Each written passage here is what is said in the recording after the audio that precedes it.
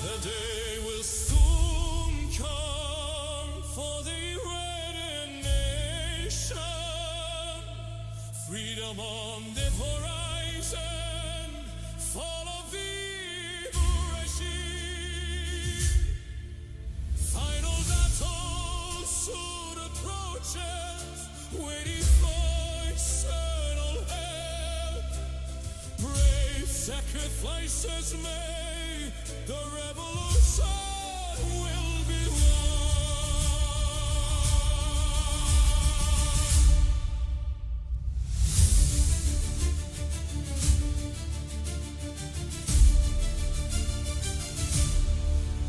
Evil forces will be defeated.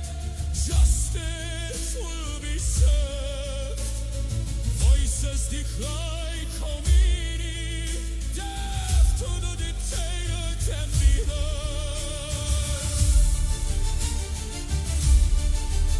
We await the return of our king.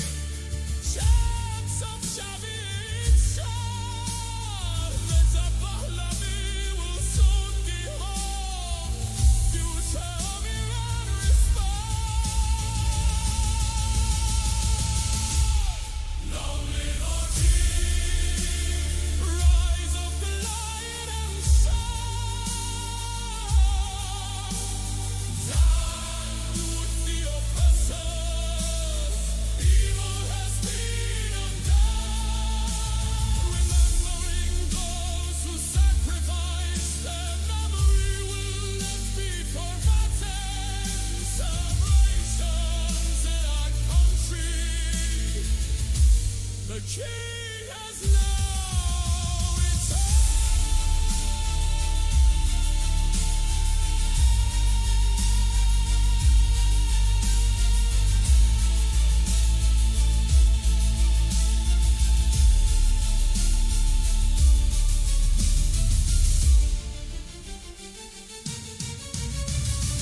Arise now, align with the great nation of Iran, providing help and assistance after freedom has now begun.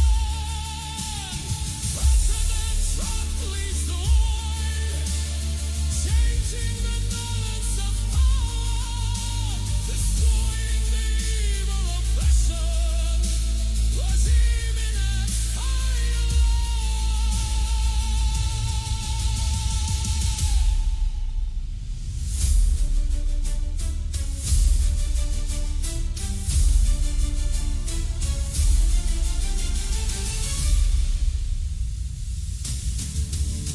The sun now rises, the lion and sword in its glory.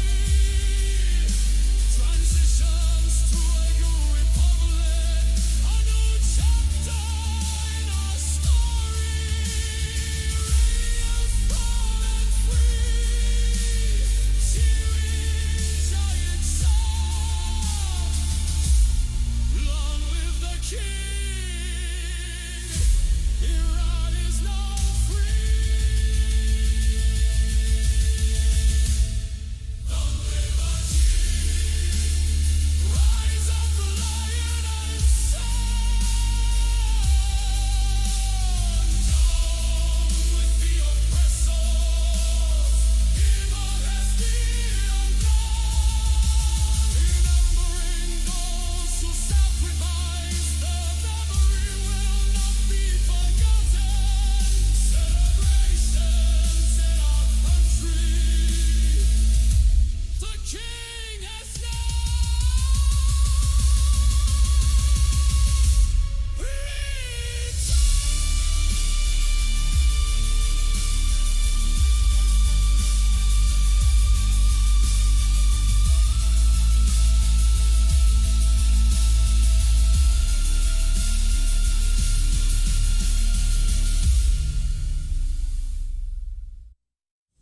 And we are back. Oh, Francis, I know it was you. I saw you. I was watching, of course. You were thinking I wasn't watching? I left the stream here to start watching Tusi. That's what was the whole plan. That's why I stopped with like 9 minutes to go. And about 30 minutes in, I seen your super chat on his channel and said, what I've been doing. And I'll say it, and I know, it's people have a choice. You support someone, what they do. I support Tusi. I support what Goldie does and Armin.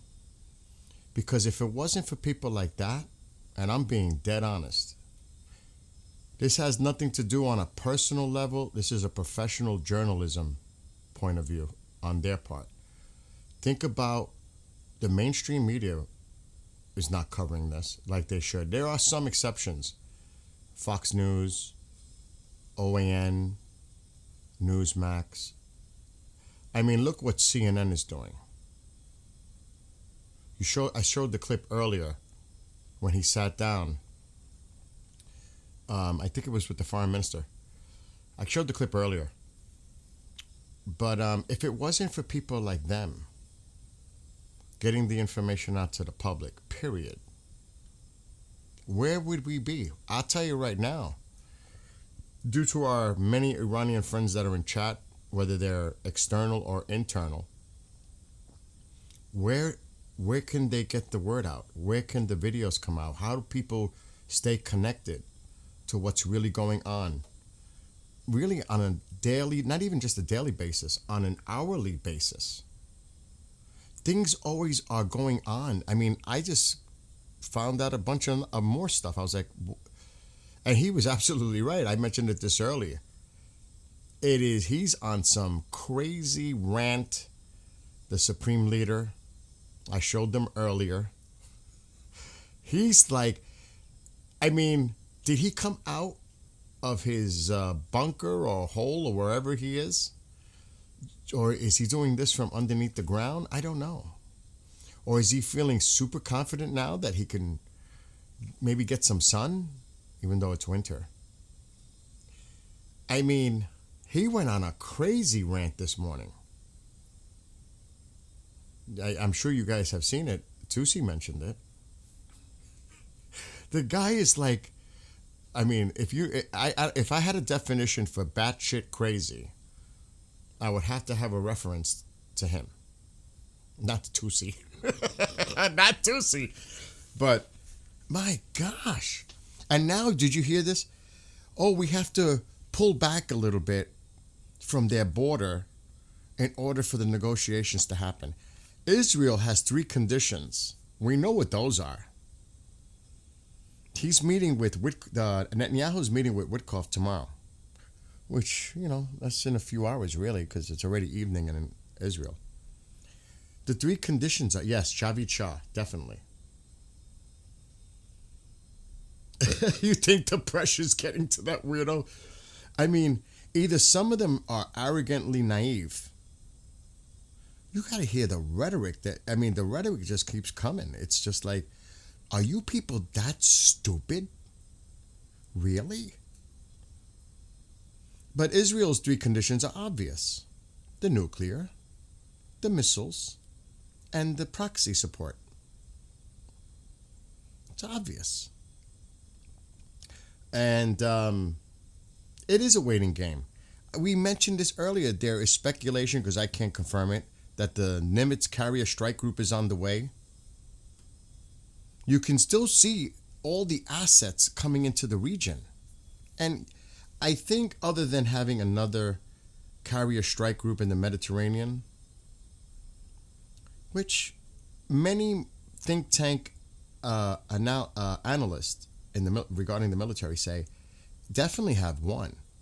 And you should think about having 2. So the offensive side is there. They're trying to intimidate and scare their neighbors. You got to see what they're saying now. We can easily hit Dubai. They're intimidating their neighbors to put pressure on them, to put pressure on the United States. That, listen, they're threatening us. They're threatening us directly now. This isn't even about using our airspace. This is going to a whole new level now. They're just saying they're going to make it a regional war. I mean, And just the total disrespect. He literally put all the blame on President Trump in one of his insane tweets today. One of them. There were many. And as far as Tusi, Francis, that was very nice of you to do that. That was very nice. And I appreciate what you did with that. I was like, oh my God.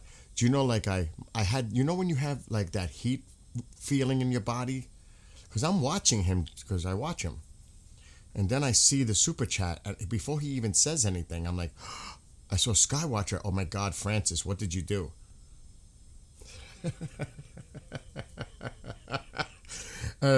Skywatcher, I got to write that down. I got to take a note of that. There's so many Skywatchers out there. I doubt he'll even find me. But that's all good. But we've been talking about this to many of our Iranian friends, whether they're external or internal. I plan on going to Iran. I plan on going to Tehran. I plan on hanging out with Sepp. Sepp is live right now. He's got a bunch of stuff going on too. And I don't really want to interrupt what he's doing. Because it's kind of, it's like Goldie and Armin.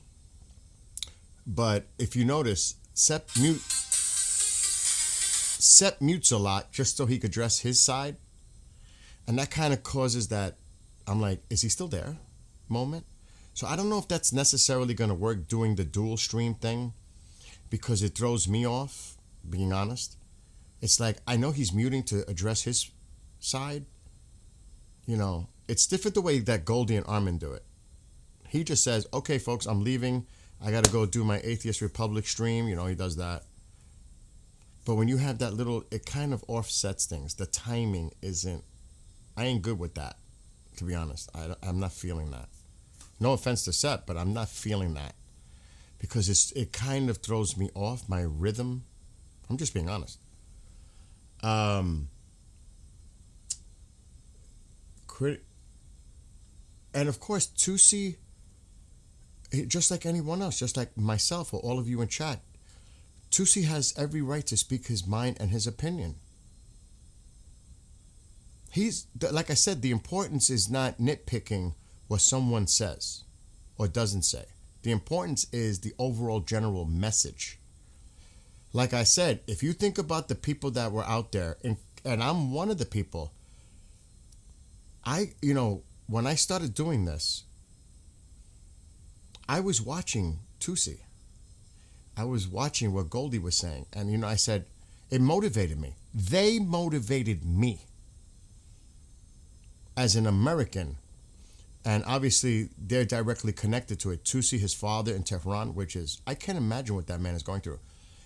They've both, and I'm sure Armin too, because he's mentioned it, this has directly affected them on a personal level. Not just by losing people they know, but look what Tusi's going through in the UK, so much so that he's probably going to go to the Sunshine State. Do you realize how much courage it took for him to do what he did yesterday in an open area? Knowing the stuff that only people that have courage, passion, bravery, all those attributes, and also a set of cojones, do that.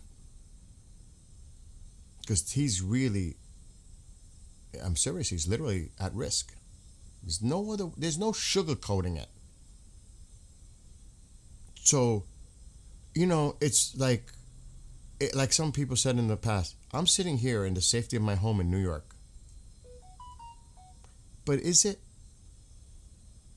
You know how these people operate. Look what they've done in Iran. Look how evil, barbaric, and heinous. And I could use so many words to describe what's gone on and is still going on in Iran.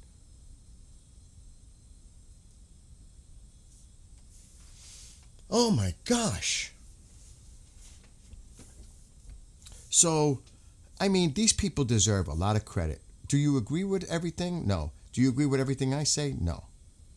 But if it wasn't for people like this to put the information out there to the public, because of the lack of information otherwise we would have here, I've done this, I've tested this because I don't watch mainstream media, but I did it like last week when we were having the big snowstorm.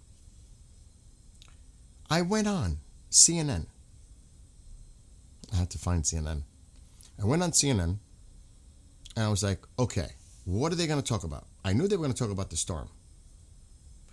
I timed it. Do you know how much they spoke about Iran? This was a week ago. 3 minutes. 3 minutes. How do you tell the people in the United States 3 minutes? Are you kidding me? You're not even going over what has actually occurred. The atrocities, the background, even speculation. Get somebody on. What are the numbers? What do you think are the numbers? Ask the question. I mean, my gosh. And now they have somebody that's an international reporter in Tehran, and you know if that happens, what did they agree to even make that happen?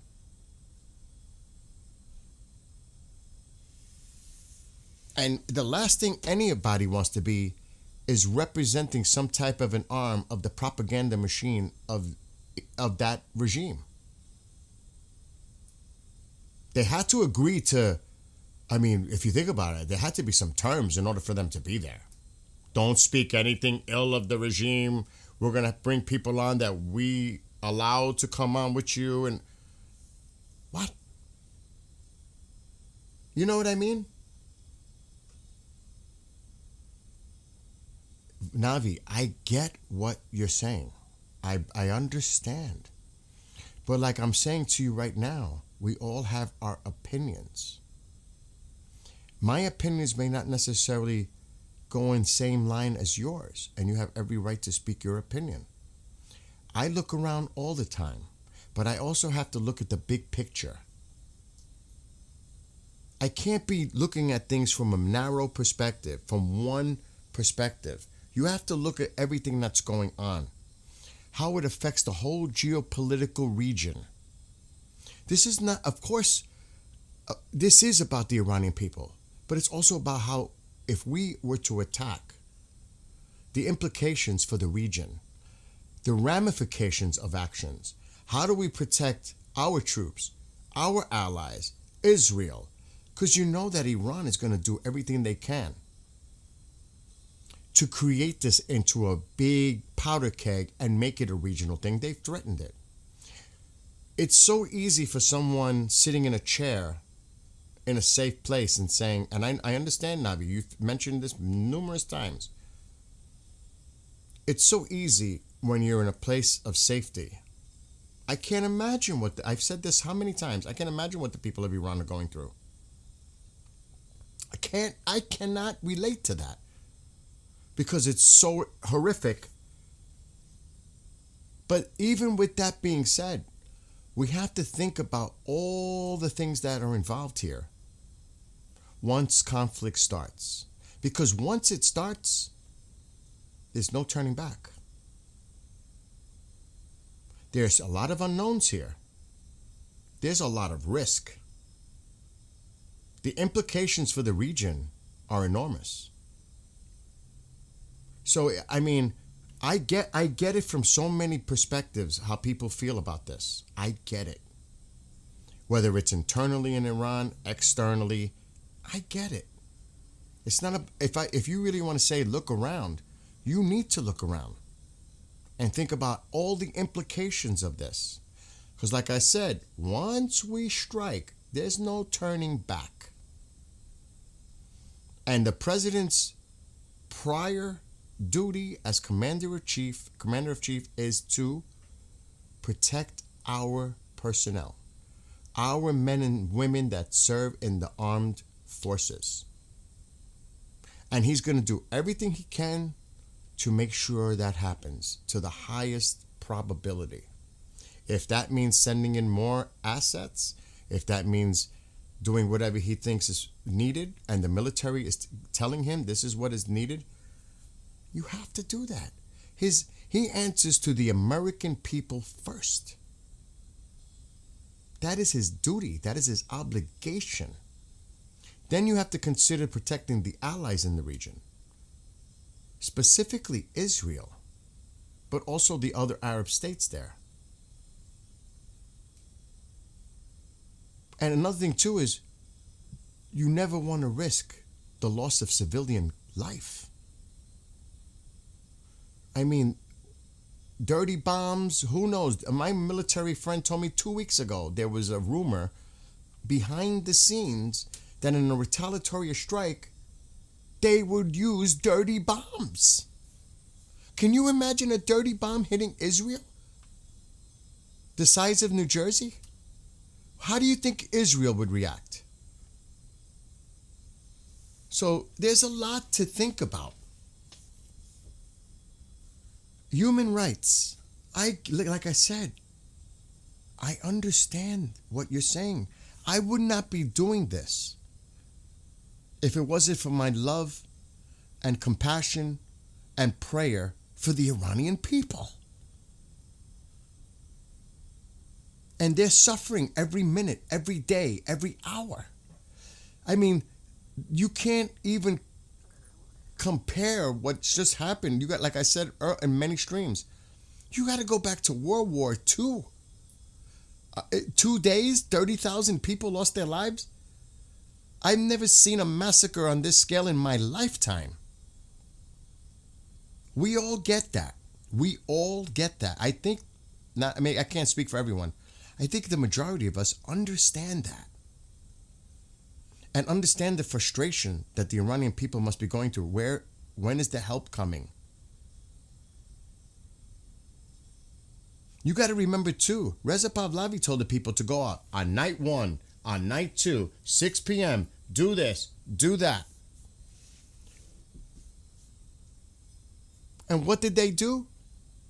They massacred thousands and thousands of people and tortured and who knows what.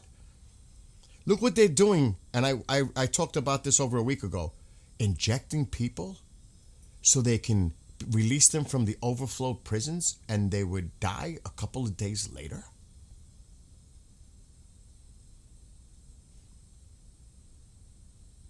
Going into hospitals and taking out those that were wounded, removing doctors. Doctors were going to people's homes to care for them because people didn't want to go to the hospitals. Face recognition. It's just insane. These are not just human right issues. These are fucking war crimes. Plain and simple. War crimes. The EU finally got a spine, and it took some countries longer than others to develop a spine, identifying the IRGC as a terrorist organization. And what did they do? They put on, the lawmakers in Iran put on IRGC uniforms to show their support for the IRGC. Death to Israel, death to America, Europe, screw you. Now we're labeling you, tit for tat, yeah. Look at the video that they had. I think it was released yesterday. The new mariachi video displaying the missiles. It's like they use that mariachi music. I don't know what it is with that. Goldie and Armin. When I saw that, I was like, oh my God, what is that? It looks like something out of the 70s. Like I said, it looks like something out of a bad Austin Powers movie. It is like comical, but it's serious. But my heart goes out to you, Navi, and all the other Iranian people, of course.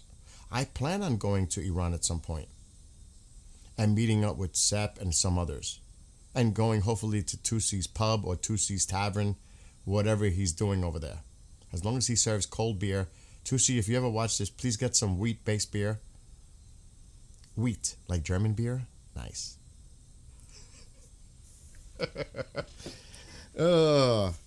But I mean, the message here was like, of course, there were going to be things that you watch, people say, you may disagree, agree. That goes without saying. But the overall thing that they're doing is putting the word out there to the public that otherwise would not get that information. They're not getting it from the media, mainstream media. They're not. And that's sad in itself. There are some outlets here that are conservative that are covering it. But I can't honestly say because I don't watch that. But when I look on X to do research, I don't see MSNBC or whatever they call themselves now, MS Now, something like that. I don't see it there. I see CNN Now. They got a reporter there. But that's like exploitation because I can't honestly give a criticism because I don't watch it. But based on that one little experiment I did with CNN, I didn't see much that they were talking about it. Everything there is ICE, protests, Minnesota, because that's all I saw. I actually had to wait to see when they mentioned Iran. And now all of a sudden CNN is interested because they sent people to Tehran, their international team.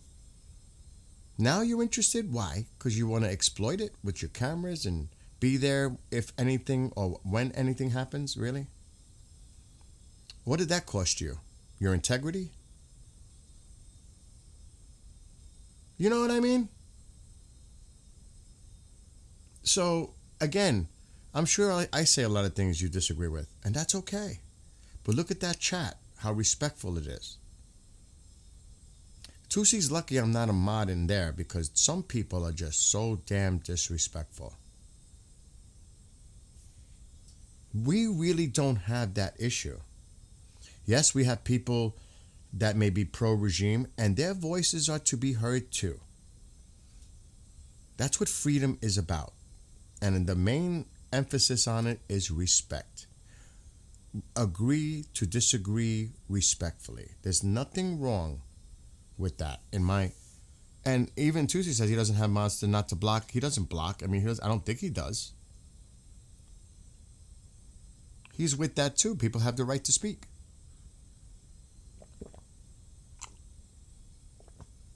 And to me, that's important. Because when you start getting into this censorship area, there's a problem. That's when problems start. So, yeah, we try to keep it where we can have all the conversation here. Yeah, and make sure it's cold. Oh my God, Tusi, if you ever watch, because I don't know if you'll ever find Skywatcher, because there's a lot of Skywatcher.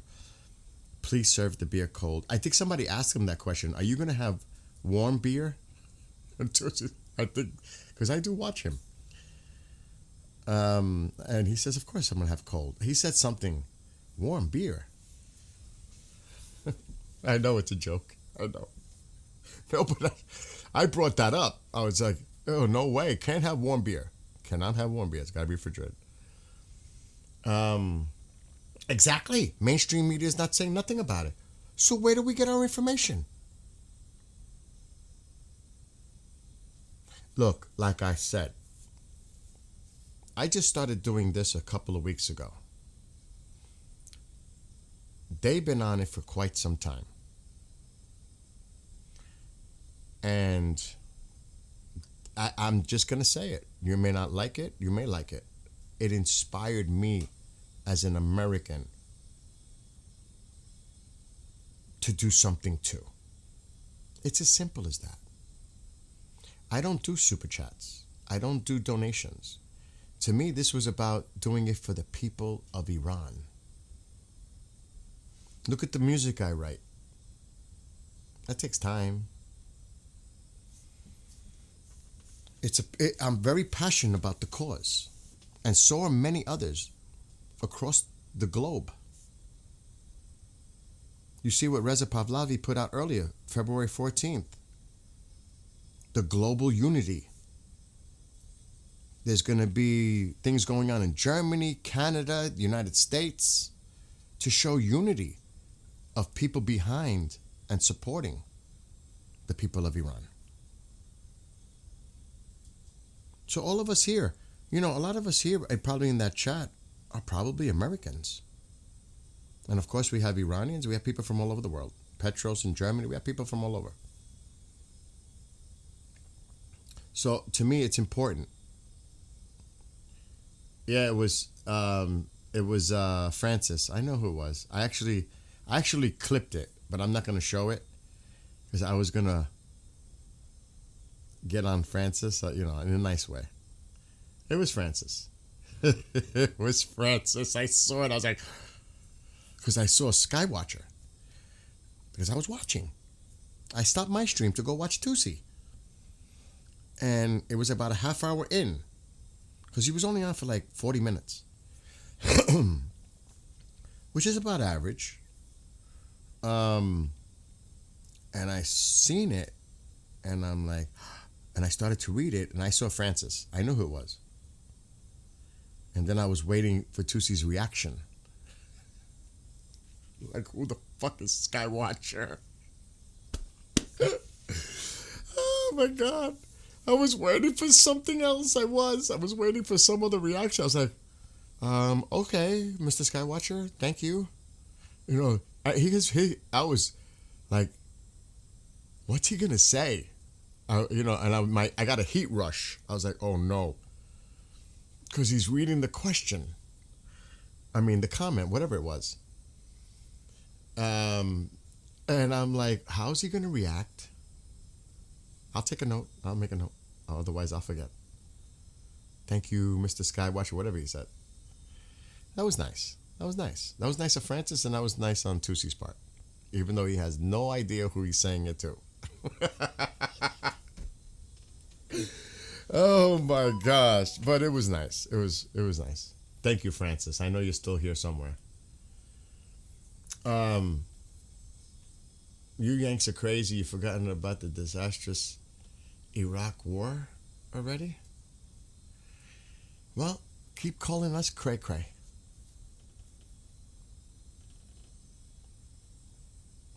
Keep calling us cray cray. Like the president say, we'll see. We'll see what happens. I guess we're all about to find out soon, right? The cray cray Americans, like in the Die Hard movie, the cowboy. It didn't end up for him well in the movie, did it? But that's just a movie.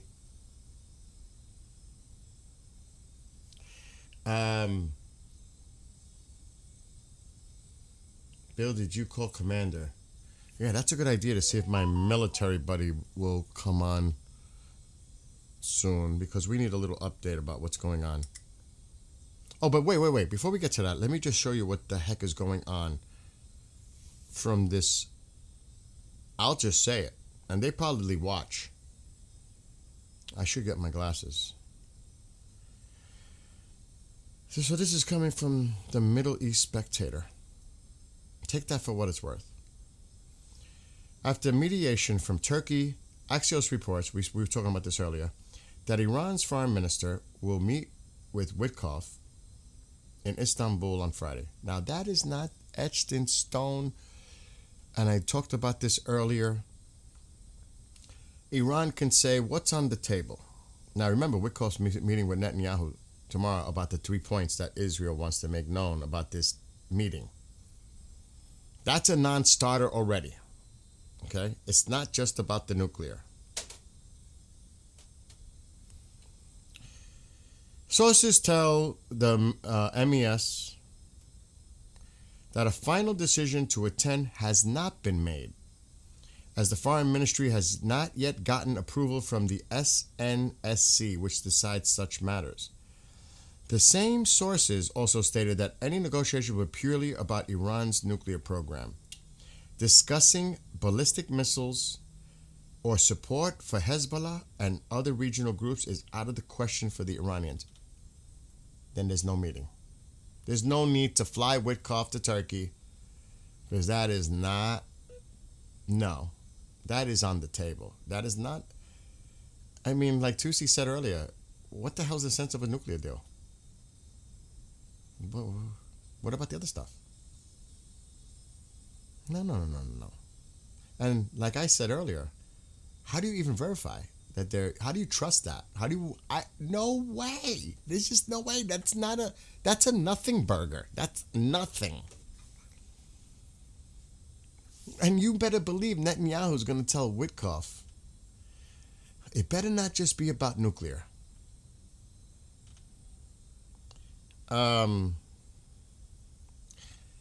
For negotiations with the U.S. to proceed, Iran is demanding a substantial withdrawal of American forces from the Middle East.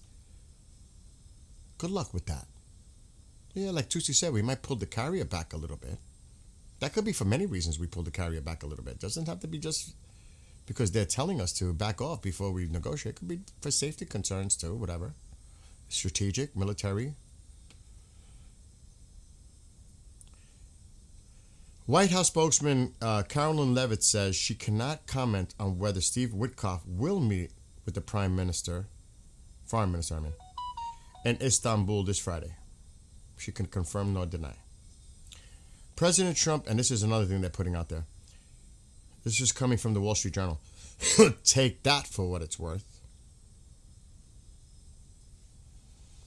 President Trump has asked his advisors for options to conduct a quick and decisive attack against Iran that won't risk a long-term war in the Middle East, because he's hearing it from the other regional people in the other states, the Arab states. They're concerned about a regional war, this being a prolonged war. There's going to be another, like somebody's referring to another Iraq or Afghanistan or whatever. And that's the last thing American people want. And they know that. And they're using that, by the way. They're using that to trigger the Americans here. You know that, right? That's what they want you to think about. You want another Afghanistan? You want another Iraq? You want another prolonged war? I thought you people were about no wars. Because they have been targeting MAGA, by the way. They're definitely sending this to you. It's actually a tool. Just so you know that. They are doing that. Because that's their way of trying to make us say, oh yeah, that's right. No wars. It's not our problem. That's what they want us to do. Remember that. And they're going to keep bringing that up. Because they know how it hits a nerve for all of us. Remember that.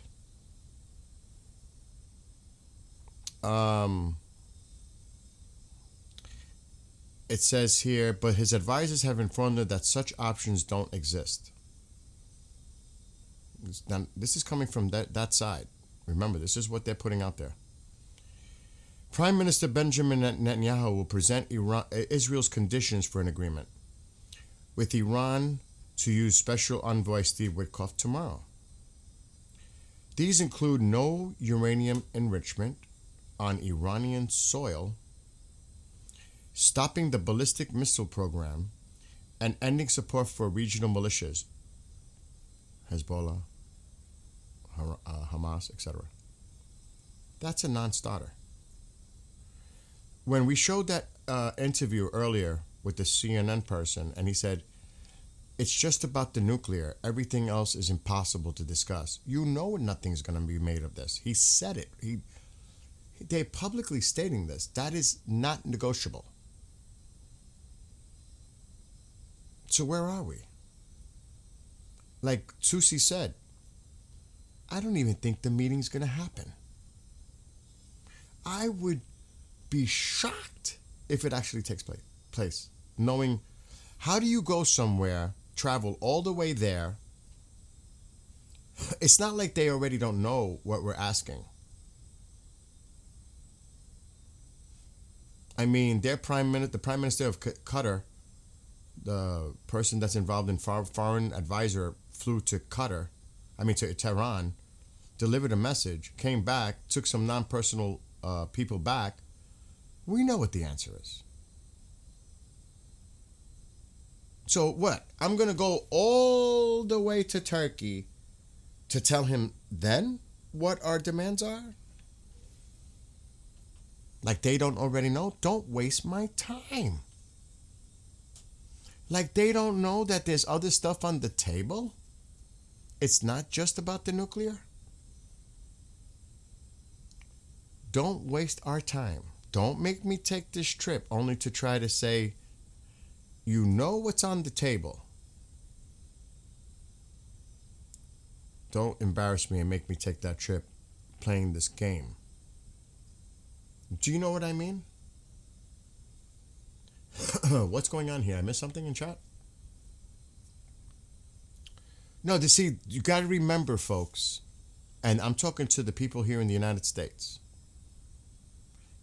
They are going to use this, and they're going to use us to try to turn on any kind of military strike by trying to hit us where they know they can. No more wars. This is not America's problem. What do you care? They're purposely going to do that because they want to rile up the base to go against it. That's one. They're already targeting MAGA, and you don't even know. I won't even get into what they're doing. They're targeting the president over Epstein in such vile ways I cannot even tell you or show you. Go look it up yourself.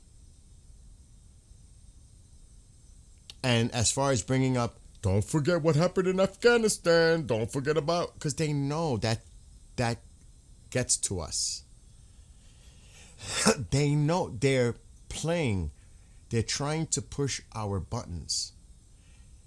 You call it rage baiting, call it whatever. They are purposely doing that so that you can react. At least at this point, it should be simple. You're behind the president if he takes military action, or you're not. For whatever reasons they are. But don't let them play you. That's all I'm saying. Reach your own conclusions. Don't let them influence you, because that's exactly what they want to do. Remember that. They've got people in thousands of chats, social media, like, and I hate to say it, but Tusi said it too, and he's right. Because I want to keep referring to what Tusi said. No offense, Tusi, but I'm saying I don't want to like bite off everything you were talking about. But it's correct. They're going to various podcasts. They're entering, putting stuff out, planting the seed. That's the mission. Plant the seed. Because they know the majority of the audience is probably from here. And that's the point. That's how it works. And they're definitely doing it on X like you cannot believe. They probably have thousands of people that are used to playing Fortnite and all that shit now doing this.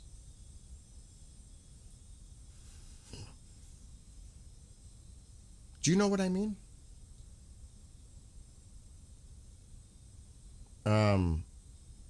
So just be mindful of that. I'm not saying anyone here particularly is doing that at the moment. But just be mindful of that is what I'm saying. Just pay attention.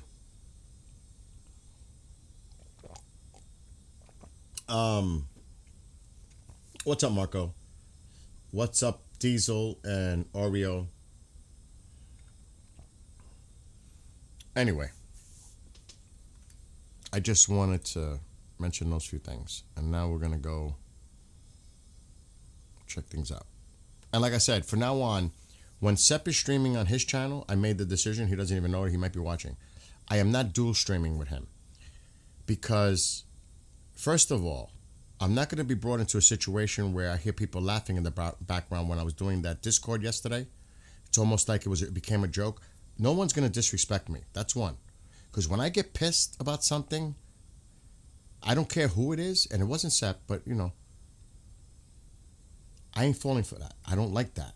I never liked it. Ask some of my friends in here. That's one. Two, he's muting, talking to his people, and I'm saying, Sepp, are you there? Sepp, are you there? Meanwhile, he's muted, he's talking to them. I'm not going to have that kind of thing going on. So you can go watch Sepp when he's live.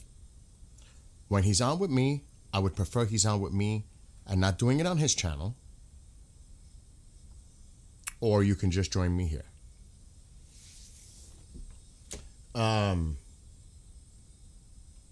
And I'm just making that known because I'm a direct person. I don't play games. I'll just say it how I feel and how it is. So moving forward, that's the way it's going to be from my perspective. And, I like to have someone here that can interpret the Persian part. Sepp is, I consider him a good friend now. But I also have to look at this in other ways as well. And same way, being objective. And that's the way it's going to be done. All right, I'm going to read some of the things you guys are saying. The talks are planned for Friday, yeah. In Turkey? Is that what you're talking about?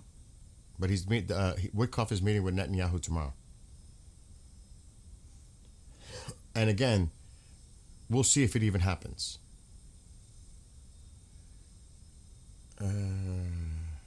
Yes, Witkoff is going to meet with Netanyahu tomorrow. Is there anything about friends? No, it's a man holding the mic. John. Let's say the red community is best in my view. And again, I don't like to come across as being huffy puffy or brash, but my friend Marco knows. I flipped on my friend Marco. I've known him for over 12 years. And I was wrong, and I apologize. But when I get a little hot under the collar, sometimes... Remember what I was talking about yesterday about bottling up emotions and then it pops like a cork? I don't want that to happen. So that's why I'm saying what I said a few minutes ago. So that's I'll keep it at that. Did you see the clip by Mark? Yes, I played that earlier with Mark Levin. And yeah, we played it earlier. Hey, bro, they mentioned you again on Tuesday. He said he was looking. Yeah, I saw that. Francis was responsible with that mic. I actually have the clip. I clipped it out because I thought that was very nice of Francis doing that. Let's see if anything's going on anyway. It's very quiet. I don't expect anything, to be honest. I mean, it would undermine everything that we're hearing.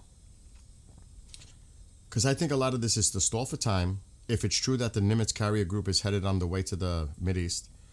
Also, the president can say, I sent my Witkoff over to meet. I did everything I could to try to make this work, negotiations. And if and when he takes action, look, I tried. I tried to negotiate. I think that has a lot to do with it too. The PB near Cyprus was refueled by a tanker from the UK. 5-hour flight. That just shows how many tankers are in the Middle East. There's a ton of tankers. There's a lot of tankers in Spain. That's where they brought the gold ones. The Pegasus. They're in Spain. We seen them refueling something, I think it was Saturday. We saw them in the air. I think there were 3 of them. They flew to right here in the Mediterranean, then they turned around. So it looks like they were refueling or doing something in there. I'm just checking what else is going on in here. There's a tanker that came out of Jordan. There's another C-17 inbound. There's the PB. That's the Poseidon, right? No, there's the Poseidon. It's P8. I said PB. Yep. Now, you know there was a report of a Russian submarine in the Med. There's another C-17.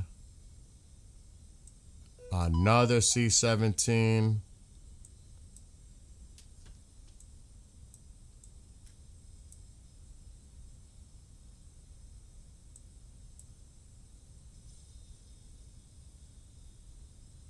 I was looking for that drone again. There was a drone, an Iranian drone near Turkey up here. I don't know if it's still there. It was somewhere up here. I'm not seeing it now. It goes on and off.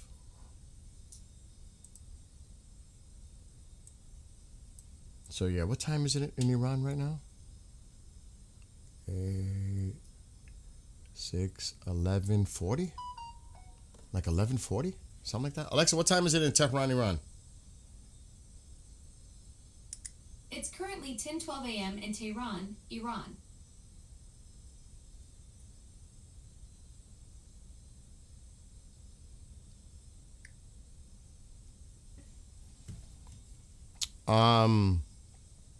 So yeah. Like I said, if I was to took a poll right now, does anybody here think anything's going to happen tonight? I say no way. Unless somebody miscalculates. That's the only way I would say it. Sep can do it on his channel. I'm not bringing on Sep with all that Discord stuff. I'm not doing that no more. What two sitting ducks? Let him break it on his channel. Okay. Unless you want to tell us. No stream with Sep. I'm not doing that dual stream. I don't like it.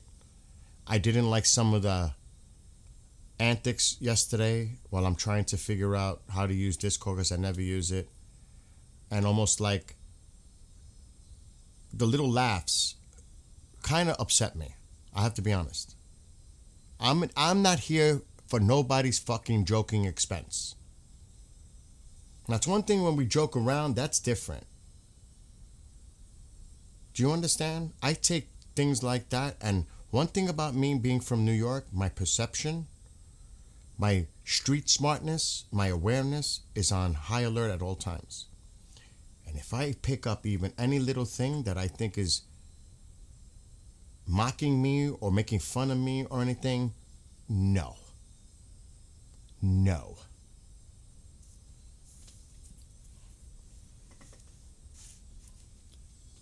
So, no. If he wants to come on with me here, fine. But I'm not doing it.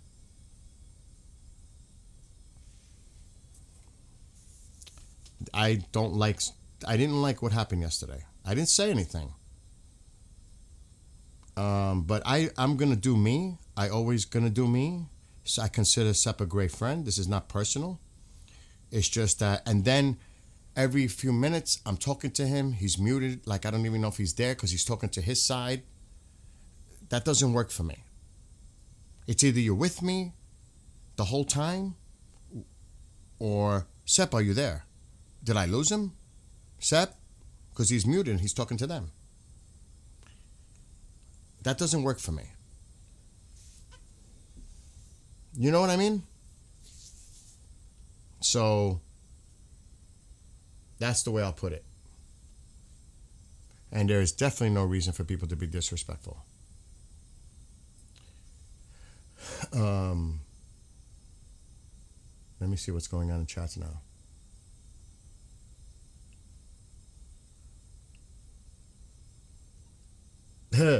You're sorry I'm in New York? Did I say New York City or did I say New York?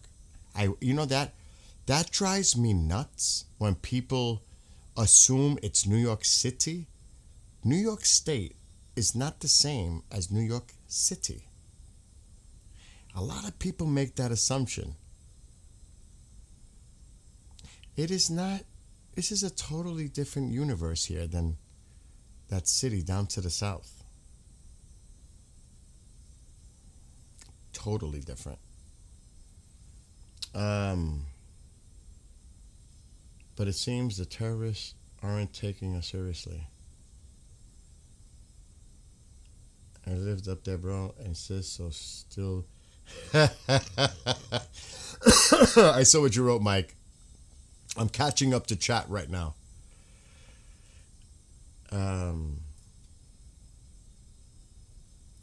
Let's see. I just piggybacked on Tusi's shout out to your channel. Added a comment to come check it. That was very nice of you. I would rather prefer like chilling with Tusi at his pub with Sep and some of the other people in the chat. I've been to Arizona. I was there a couple of years ago in Mesa. And it was hot as you know what. Well, I happened to go during that heat wave. I think it was 2023 or I think it was 2023 or 2024. I don't remember. where it was 110. And I was like, oh my gosh, what a time to come to Arizona. But, like people say, it's that dry heat.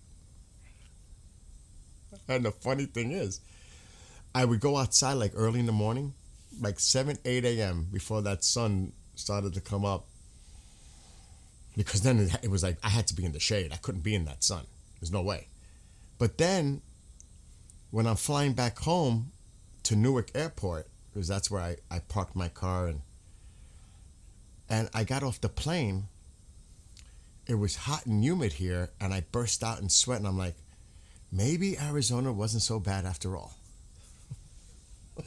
And it was beautiful in Mesa. We went from Mesa all the way to Roswell, New Mexico. It was awesome. Let's see. Uncle Tank, God bless you. My cousin is half paralyzed after a stroke. God bless you,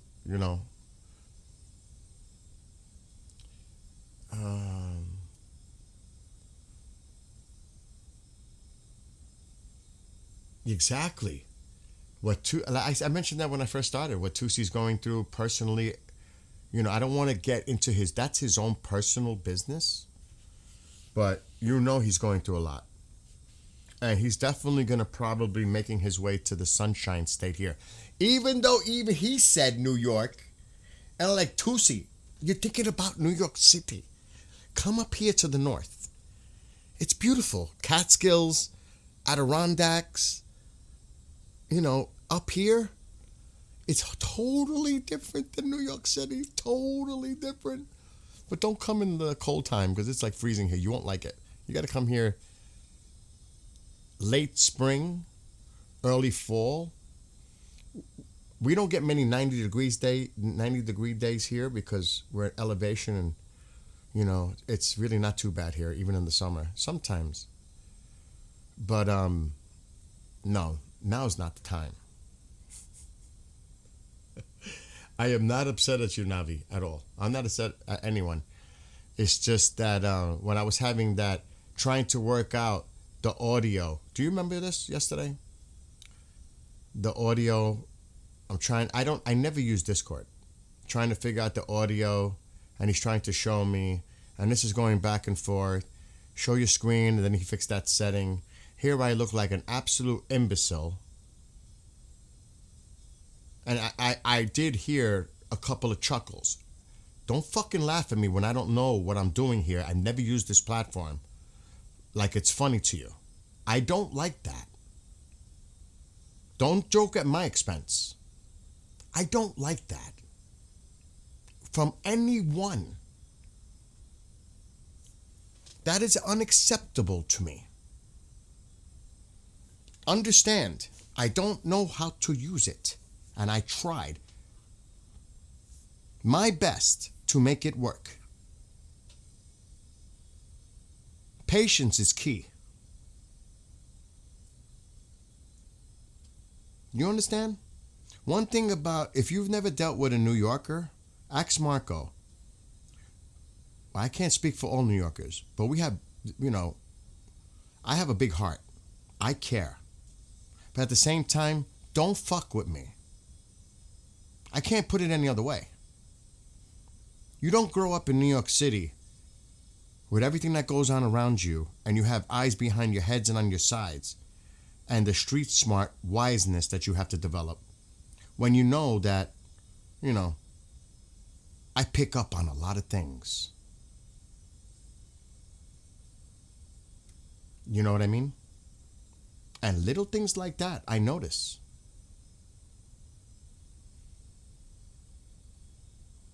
And I'm just being bluntly honest. I'm not here to sugarcoat or lie. I ain't with that. I am not with that.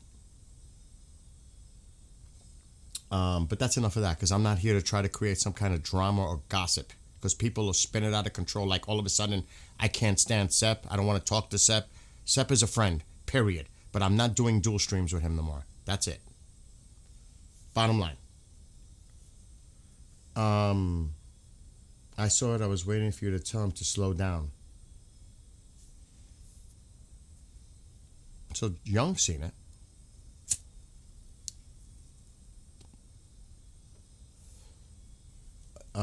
Mike, you have family up here, you said, or something? You don't have to get specific. Up north, from away from the city, then you know how different it is from the city to up here. But anyway, why am I talking about all this? Let's see what the hell is going on. That's more important. Yeah, so this is what I was talking about earlier.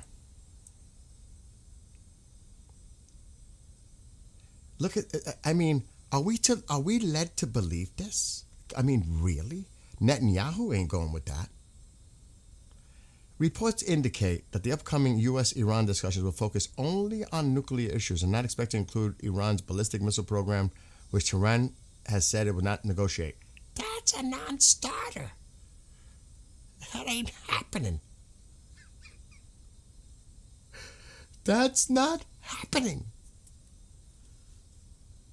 I mean, that is on the table. And that's what Israel's concern is. Whoa. What do you mean it's just nuclear? No. And they've even others have said it's not just the nuclear. That's what the focus everybody's talking about is the nuclear. But there's other stuff on the table there. And here's this other one. Tehran wants U.S. military assets moved away from its borders before talks with Washington can begin. And I won't even tell you the source here because that's coming. A senior Iranian official told Reuters. Move their assets away. What does that mean? The Navy? What does that mean? The assets. Does that mean everything?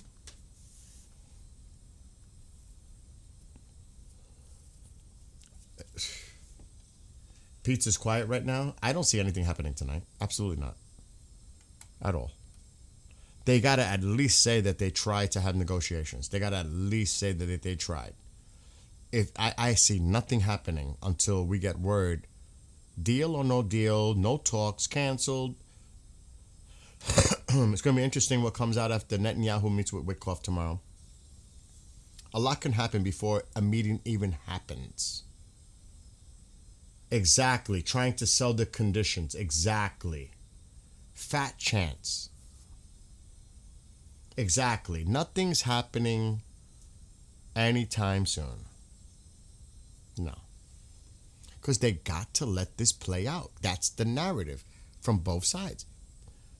But and I'll say it again, I agree with Tusi. I don't see a meeting even being possible. I don't even know if a meeting's going to happen. Let alone talk. They're going to meet on Friday. Is that confirmed? Has anyone confirmed that there's absolutely going to be a meeting? That's the plan. And like I said, tomorrow when Netanyahu meets with Witkoff, they're going to say, it can't be just nuclear. The missiles have to be on the table and money to the proxies. At least from Israel's perspective. It's a non-starter.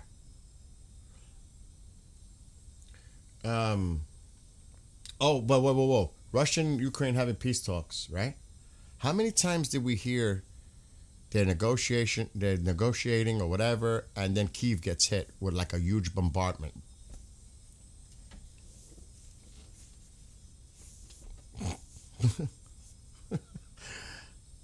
You know what I mean? It's like, meanwhile, right? Why? Exactly. Why can't they just talk over the phone? Because there's no, you see, it was indirect. They were using mediators, Paul. They all got involved. All the Arab countries got involved trying to intermediate indirect communication from the U.S. to Tehran. Like I said yesterday, their prime minister took a flight from Qatar to Tehran, supposedly, allegedly with a message. They came back. The meeting was approximately 2 hours long. They brought their non-essential staff back with them. I don't know if there was a message that came back. So what was the message? The message wasn't good enough? Oh, so now we got to set up another meeting. planned in Turkey, because you know they play that card. Turkey plays kind of like that both sides thing. You never know where Turkey is really positioned. They play both sides. It's one of those things. And now, you know, Erdogan is like, oh, come to Turkey. Come here. We could be the place to hold this meeting. And I heard there's a bunch of other representatives that are going to be there from the Arab states, even Pakistan. I've heard so much speculation about who's going to be there. Oh my gosh. Hello, Mrs. Soriano. And Mike, I agree with you. I agree with you. I don't believe it's an if, it's a when. And I don't know if it's true with the speculation that the Nimitz is heading in the area, because that was out there. Who knows? And hello, Beam. You just got the worst PowerPoint I've ever experienced. Oh my God. So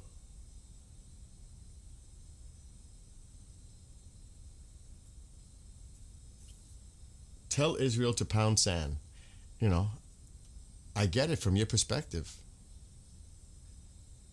No plans for Turkey meeting. This is commercial. This is commercial? I don't know what you mean by that. Like, this is like a promotion, like just to put it out there?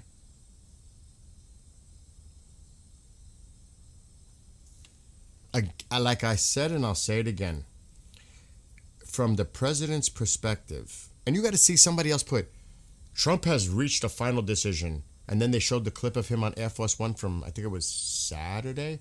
He never said he's reached it, and they're putting it out there. I'm like, he never said that. He's reached a final decision. There's so much BS out there.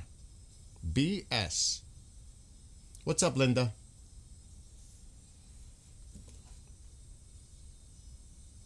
Let me see if he's putting anything on Truth Social.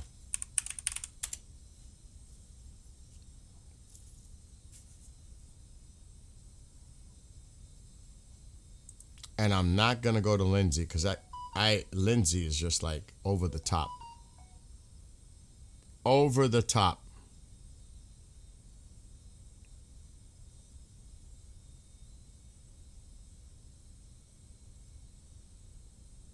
No. He just reposted what we had earlier. The Fox News thing with Trey Gowdy. He reposted it though 3 hours ago. The post from, it was Fox News. Trump has been very clear in message to Iran. State Department spokesman says. He reposted that 3 hours ago. I'll show you. On Truth Social.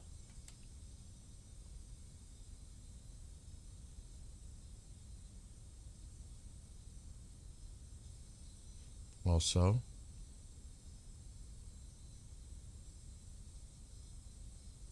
that Fox News. So you can see what the president, he also posted this. And I believe that's Mark Levin. Yes, it is. Iran is turning into the North Korea of the Middle East. This is what the president is reposting. So, does that give you a little insight? Maybe.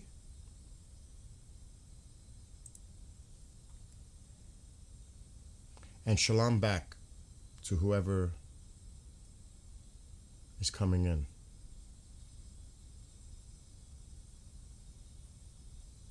That's exactly it, Linda. That's exactly. But you know what they're going to say. You know what people will say about Mark Levin.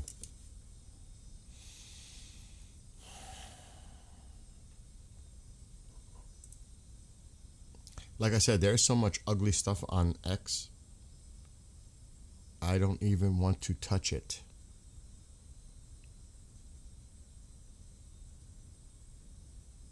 Hold on.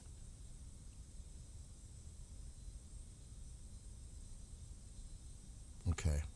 I thought I saw something.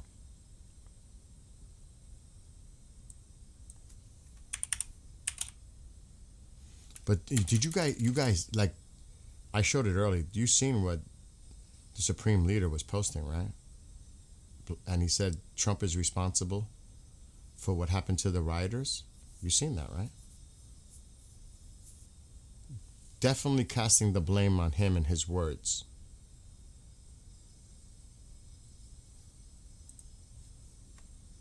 Definitely, I mean, it was bizarre. Let's see if he's posted anything else since. He was really busy this morning. A little busy. No, that he stopped since his little rant. But let me find the one because he was going off like crazy.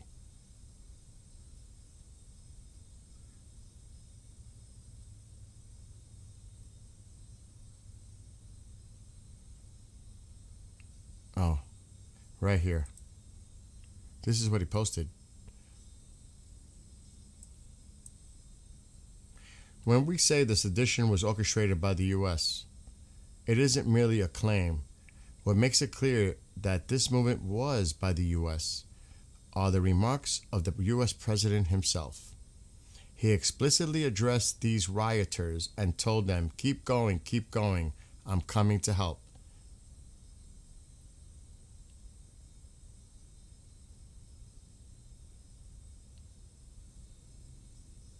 So, they're definitely using it. Let's see. Linda has a new prediction. I'm going to say Wednesday something. I don't know what's going to happen.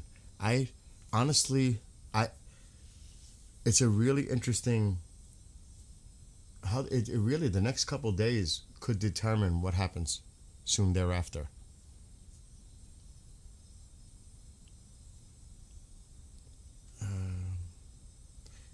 The EAM usually is kind of yes. If it wasn't for the pew pew laws in New York, I may still live there. I'm huge. Second Amendment is alive and well up here in upstate. You can purchase a weapon. They have gun. I could drive down the road and there's a gun store. We have them up here. The one thing who stopped was Walmart.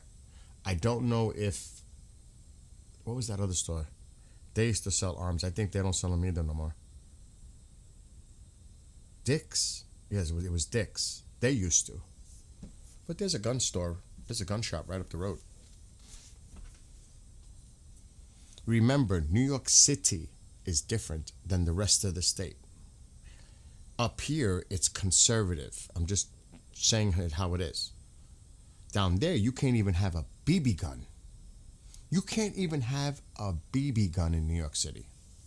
Think about that. It's not even funny, but it's cray-cray down there. It's not like that upstate. But the mag laws. But down here in the South, we have constitutional carry. Yeah. 10 rounds, I'm good. There's probably a ghost fleet somewhere too. Either Med. Again, Linda, like I was mentioning, there is speculation that the Nimitz is on the way. Thank you, Paul.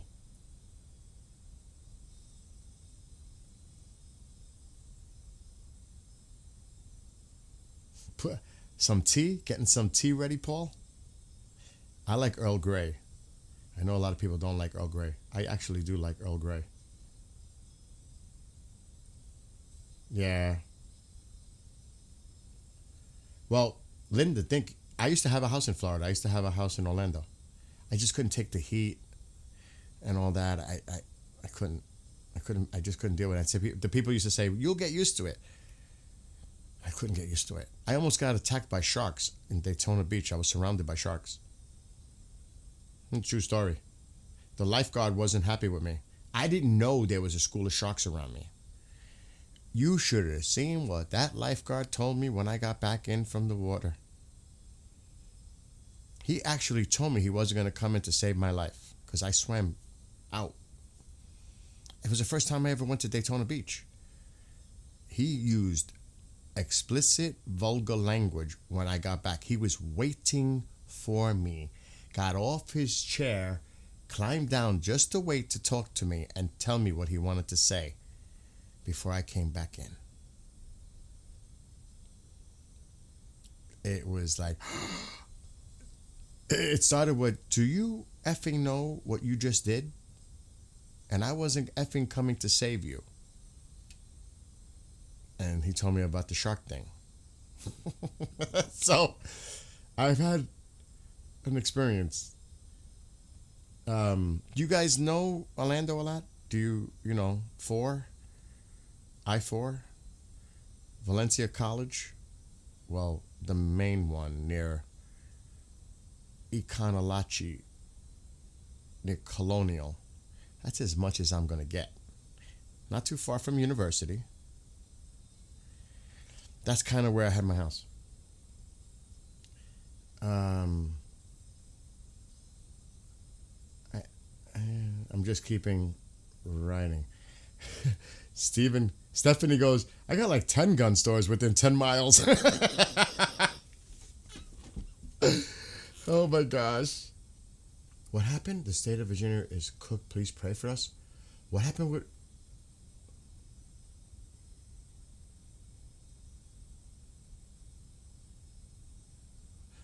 like me. Oh, Bean. That's why I don't get packages here. They have a problem. Well, some have a problem delivering my package down my driveway. They don't know what walking means. Do you know what I mean? They can't walk down my driveway. They need to drive down my driveway, but they don't want to do it because it's a very narrow driveway. But they can't walk. They can't park at the top of the driveway and walk down my driveway. No. They can't do that.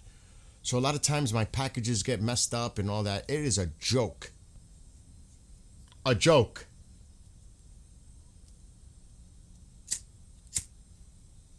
But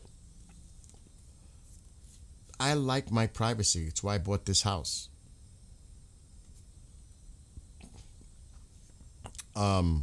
Because it's private. There's no cars in front of my house. There's no traffic. I'm by the woods. I love it. And I have 11 cameras outside. I will show one, but, you know, we might have some people around that I really don't want them to see any of it. But, you know, I don't think it'll harm. Try putting it together. I don't think there's any, like, buildings that you can identify. It is so ridiculous in front of my house. I wish I was in the warmth right now. This is what it looks like in front of my door right here. It's the camera right next to this door. That's what it looks like here. It says back door because I switched the cameras. The other one, the battery exhausted. That's what it looks like in front of my house right now. That's what it looks like. It's ridiculous. It's ridiculous. And it's about 10 degrees. No, it's actually warmer than that. So yes, I envy that beautiful warm weather right now. And I mean, I literally, because I live on a slope, I literally could, if I had like a toboggan, I could go. Oh my gosh. What? Oh, the flight time.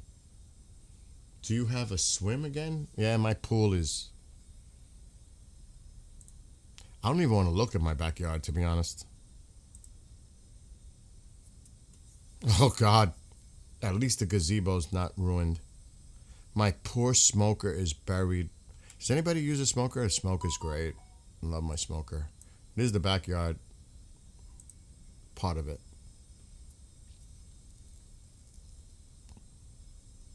My pool. I miss my pool.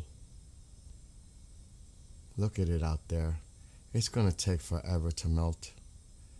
I can't get to my Traeger. My poor Traeger. I never use it because it's a pain in the winter, even though I close it down. What I do is I clean it out really good, the auger, get all the pellets out, vacuum it out, winterize it. It'll open up. You know when the first day I opened that Traeger? It's every year. St. Patrick's Day to make my smoked corned beef. And then I've got a real industrial slicer in the kitchen. Slice that baby on rye bread, whatever. Ooh-wee.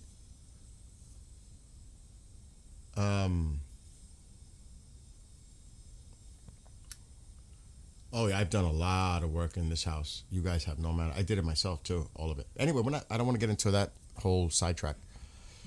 Let's see if anything else is going on. That's why I said, Tusi, don't think about New York City. If you ever want to come visit, come in the summer. Come for the, well, he probably ain't into UFOs. Come for every first Saturday in June. This is something I've been involved with for over a decade. The UFO fair in Pine Bush. You definitely get VIP. Anybody that comes here, my friends, get VIP access. They're with me. Ask any of them, they'll tell you. But that's the UFO stuff. That's not for now. Let's see what else is going on. Show us where the magic happens. You want to get your hubby a Traeger? They sell them in Lowe's and I think the Home Depot, they sell them. All right, let me see if I can find anything else going on. I'm going off on a crazy tangent here. I'm not checking them.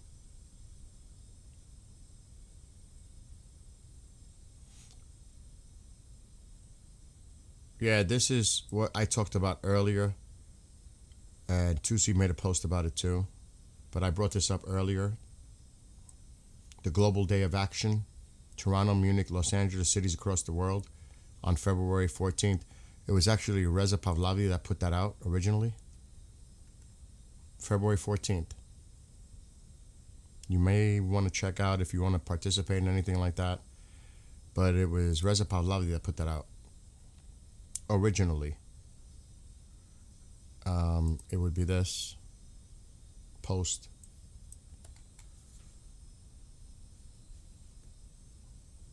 He put this out earlier today. Munich, Germany, LA, Toronto are the main gathering points. If you can't make it there, well, there's going to be stuff going around in your city and all around the globe, probably in different locations. Can't imagine what it would look like in the UK. So yeah, there you go. February 14th.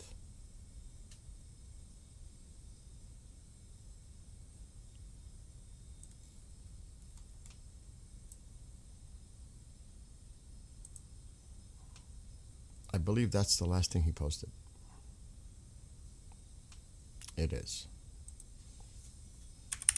And I'm going to check my phone too because a lot of information comes through that phone too.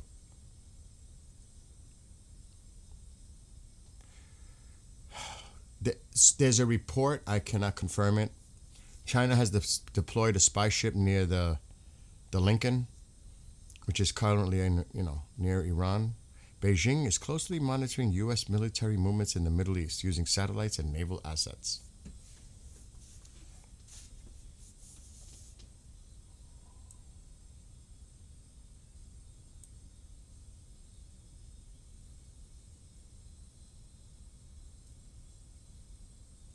I'm seeing... Oh, God. The propaganda is so bad. X is really bad with a lot of propaganda. Anti-president. They're targeting the president big time.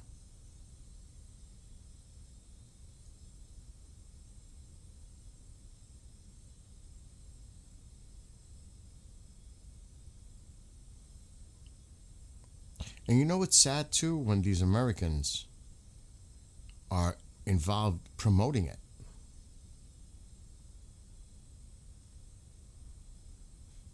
There's a lot of, believe me, there's a lot of anti-Semitism going on too.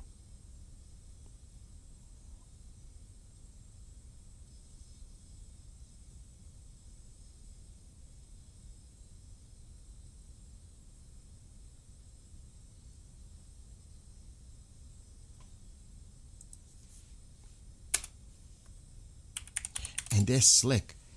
They added a word to a popular pro Iran people, and they added another word so people would visit that instead. And it's pro regime. They're doing these little things so people will click on that instead, thinking it's the other one, if that makes any sense. You know? What's up, Mohammed?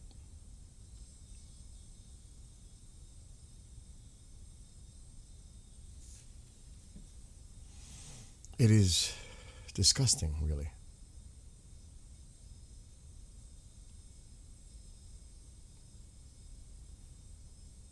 And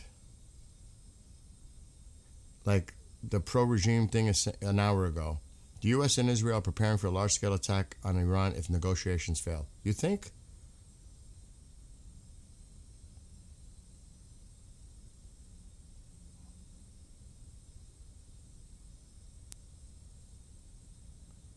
They really got slick.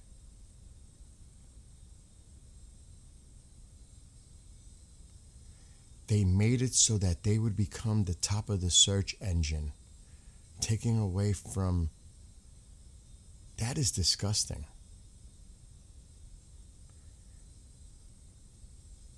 So Mark Levin posted this, and we all know where Mark Levin stands.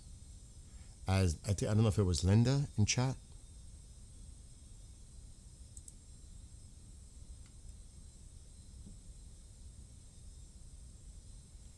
I guess this is from the Jerusalem Post that he shared. And then again, people, what they'll say about that. Mark Levin, Iran fears U.S. strike will destroy regime's grip on power. Exactly. So he don't hold back. Mark Levin doesn't hold back. I'm just saying. However you view him, that's your opinion, but he doesn't hold back. To say the least. Very outspoken.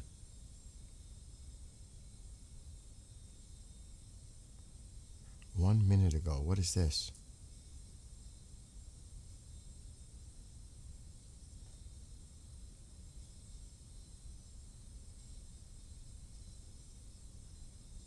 I don't know if I could trust that as a source.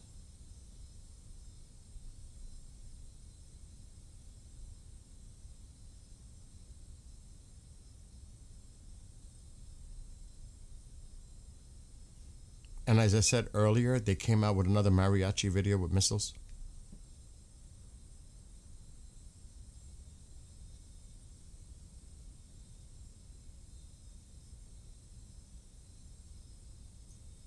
How much do you value and take as credibility with Al Jazeera?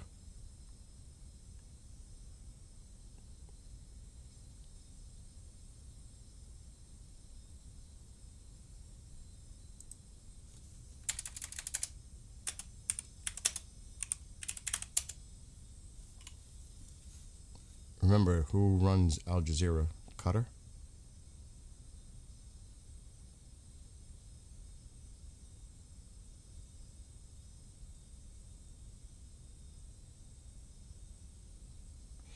India puts out a lot of shit too.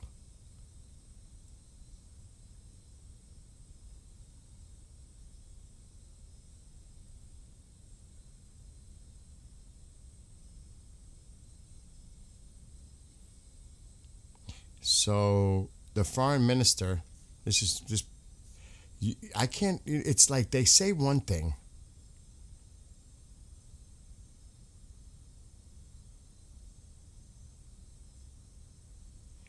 It says here, Iranian Foreign Ministry spokesman Esmail Bakay, whatever his name is, says Tehran is reviewing and finalizing diplomatic steps after the Islamic Republic's president ordered the start of nuclear talks with the U.S. Notice how they say nuclear talks. With U.S. President Trump, they are hopeful a deal can be done to avert military action. Notice how they only say nuclear.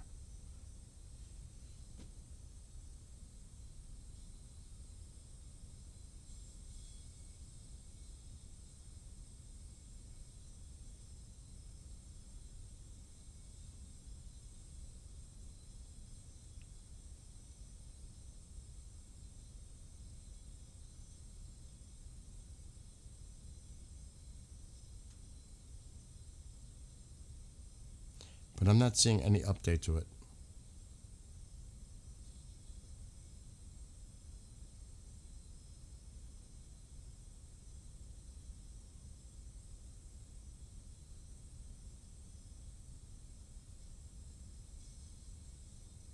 Let me see if anything's coming on through the phone. What's up, Navi? Al Jazeera is not a good source regarding Iran, considering their stance in the situation. I agree. Propaganda armed the Muslim Brotherhood. Please check the map. I see some clear spots. Where? On the civilian?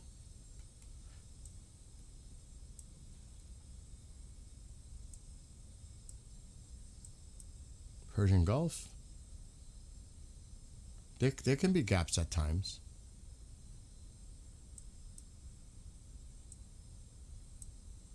Sometimes the air traffic changes from one direction to the other direction. You'll see gaps develop as that changes. But I'll keep an eye. Still a lot of air traffic in Tel Aviv.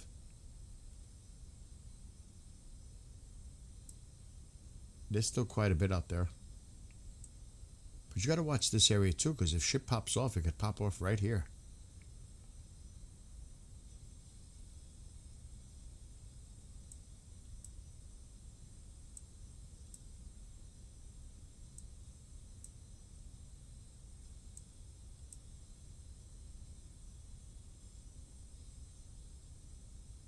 Another thing too, I will continue to promote to see whether people like it or not.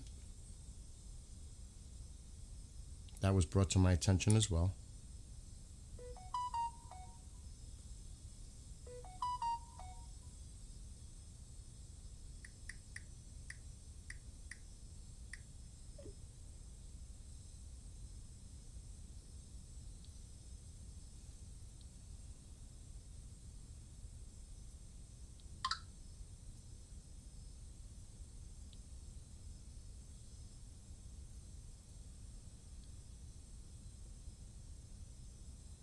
Okay.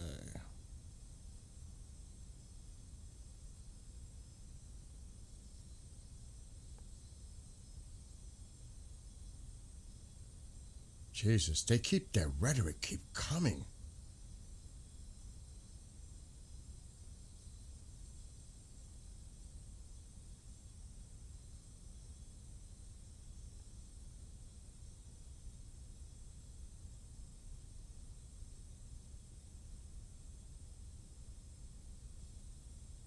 They keep coming with the rhetoric. It's just...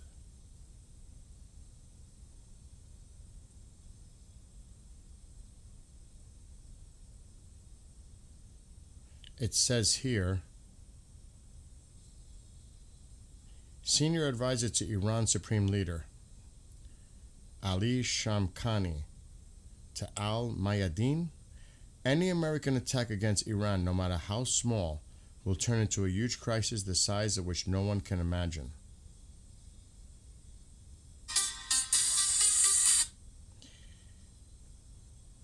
He also said, in the early days of the 12-Day War, when many of the commanders had been assassinated by Israel, there was a substantial vacuum in military leadership.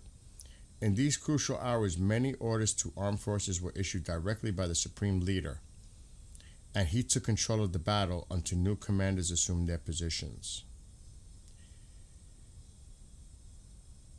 If the U.S. attacks Iran, we will automatically consider Israel as a co-conspirator, and an appropriate response will take place in Tel Aviv. This is just coming out.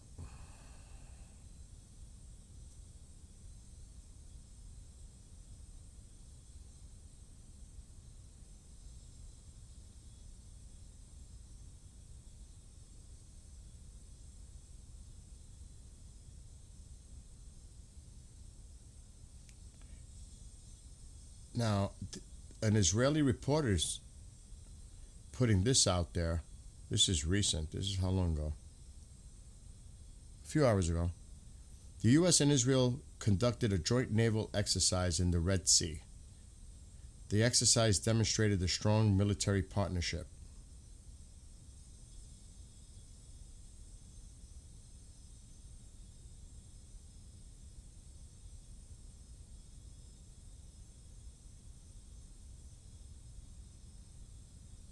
I'm checking the Israeli sources right now. Oh, they're posting another one.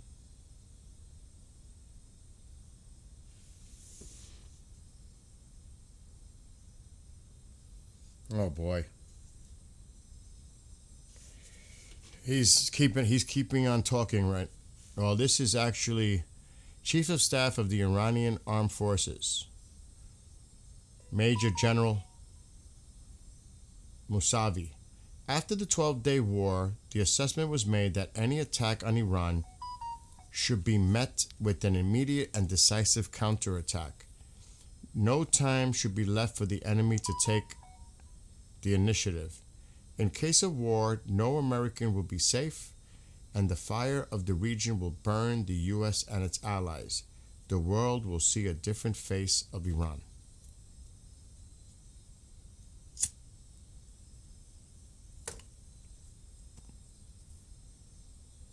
That they just posted. I read that somewhere else earlier, though. They're just catching up on that.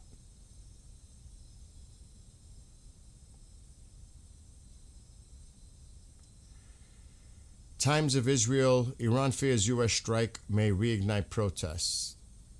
Imperil rule. Times of Israel.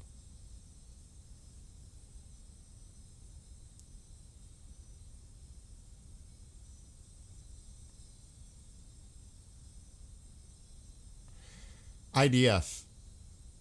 This was about 2 hours ago. It's 4 o'clock already?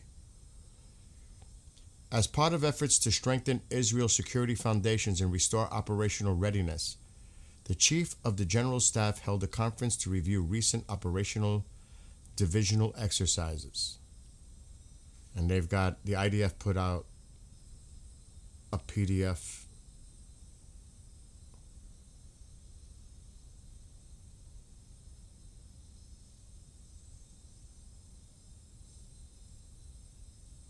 What is this? The most sophisticated single raid in the history of the planet.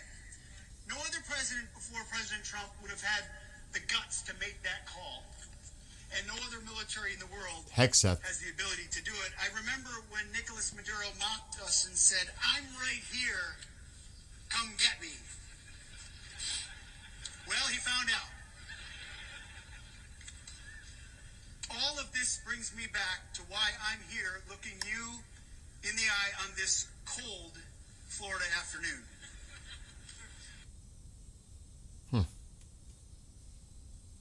A little interesting little thing that somebody put on out there. Yeah, you can't negotiate with them. I agree. Exactly. We had the same rhetoric for some Saddam Hussein. How'd that end up? Yep, the checkers versus chess. That's a good point.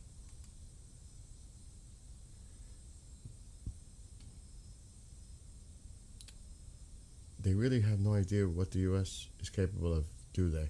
I honestly think they don't. And I can't confirm it. Like I said, I can't confirm. There's so much chatter going on, back and forth. It's like, it really can give you a migraine. It really can. It's like,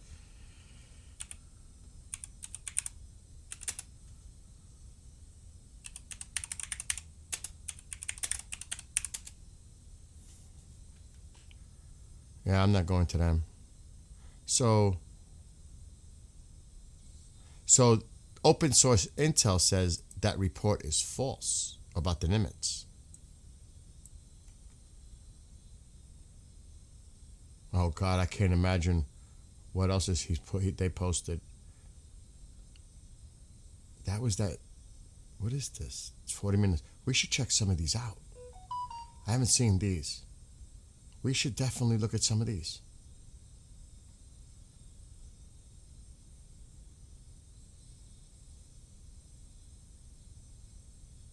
See, look at this. Stressing that any dialogue would be limited strictly to the nuclear issue. We should definitely hear this. I don't know if it's in English, though. And probably the... يعني مهنتي الأصلية No. هي عسكرية. So this is just going over basically what was said. We got to read this. This is all coming out based on what I just read off the phone. Iran is prepared to escalate if diplomacy fails. He said Tehran would move from indirect to direct talks with the U.S. only if the current negotiations succeed. Oh, so they're trying to say now. Oh, there it is. I was waiting for that. I said it earlier today. They're going to try to say indirect talks. Then it's going to lead to direct talks. Let's postpone this. Let's keep pushing it and pushing it and pushing it. There's the game. Predictable. So predictable. They're buying time. This is it. This is what they're doing. I predicted it this morning, and that looks like exactly what they're doing. Ask about Khamenei's warning. Oh, I'll just say the Ayatollah because I can't say it. Warning that a future war would have regional consequences. A wider conflict would be triggered by enemy military deployments in other countries and would reach even the most distant locations from which the threats against Iran originate. So they're threatening widespread regional war. When questioned on whether Israel will be targeted by the U.S., if the U.S. attacks, Israel are indistinguishable in such a scenario. If the U.S. attacks, Israel will be involved and we will respond accordingly.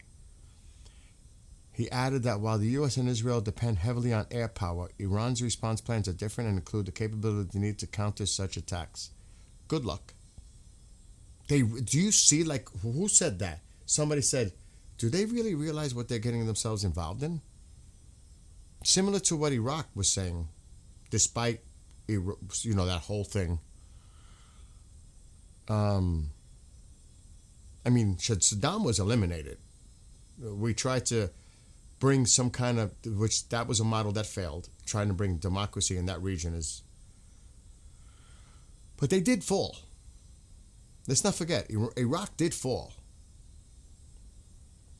It just didn't end up the way we thought it would. But then again, think about the situation at the time. The patience of the 12-day war will be not repeated. Well, tell that to Israel, because if it was up to Israel, you wouldn't have had day 20. You wouldn't have survived up to day 20. You're lucky. You are lucky that it stopped at 12. You are lucky, not the other way around. It wasn't on you.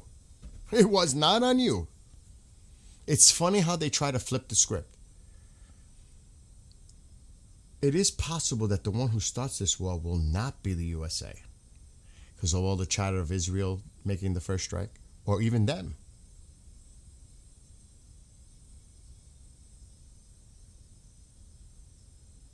Uranium will not be transferred out of Iran. If the U.S. attacks, we will hit Israel. And I said this many times, their ultimate goal is the destruction of Israel. They're going to unleash everything. If we go down, you're coming down with us. You know that's their mentality. Trump, people are saying that, okay, that's Massey. That's all about something else. Uranium will not be transferred. Yeah, we read that. That's Massey. Okay, we said that. Oh, they warned some countries. That's what I said. They're intimidating and warning the other countries. They're trying to play that so they can have fear and put pressure on us not to do any acts. That's what they're doing. That's their game. The restraint shown during the 12-day war? will not be repeated. Didn't they fire missiles like at the last minute? We now have precise intelligence showing where real threats against us originated. We have warned some countries and made our position unmistakably clear to others. Everyone has a responsibility to prevent a wider regional disaster. It is entirely possible that the next war will not be initiated by the U.S.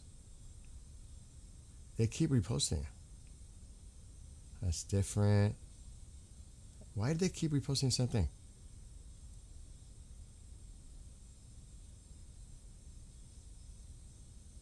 Why do they keep saying nuclear program?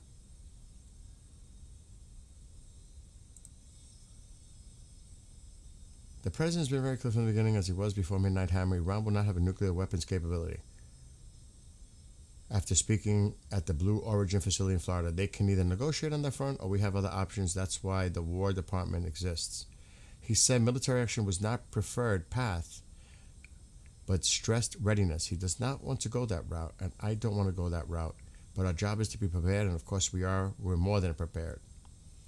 President Trump is committed to peace, committed to a deal if Iran is serious about making a deal. We'll see it's up to Iran.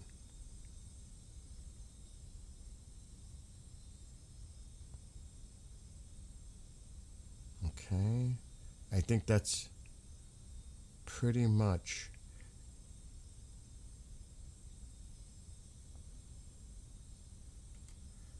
it's interesting though.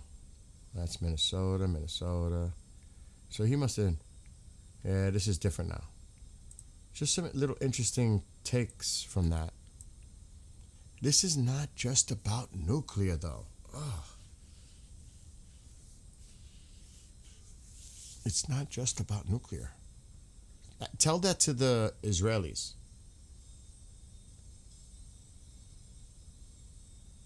I don't think they'll be too happy. Even that's, could you imagine being in the room, a fly on the wall when that meeting happens between Netanyahu and Witkoff tomorrow? They always say that. They're trying to make peace. You know, that's the narrative you're going to hear. Yeah, they're always trying to stall for time. Always. I ain't buying all that. That's just the public face.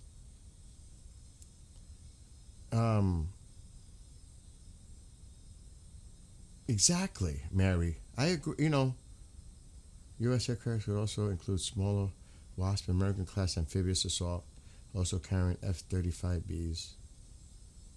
Isn't it Iwo Jima? Something like that? Why they keep super huge carriers, I don't know. They talk like they had a victory in the 12-day war. Exactly. They talk like they won. The president pretty much told Israel, stop. We hit their nuke facilities. Stop now. You think Israel really wanted to stop?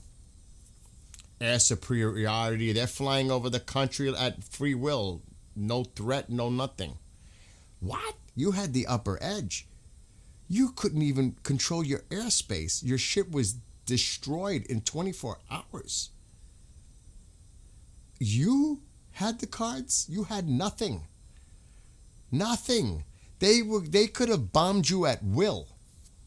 Yeah, and I'm not discounting the missiles that were sent to Israel, which hypersonics, you know, well, that we get that. But if they wanted to really give them a finishing blow, they could have. They could have.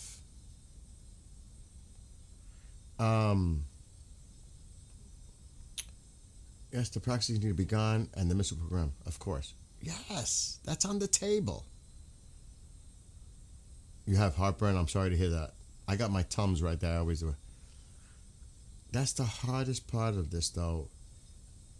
I had detainees that look like old grumpy grandpas. You never know the evil they commit unless you saw their files. Wow. Well, evil has many faces, doesn't it?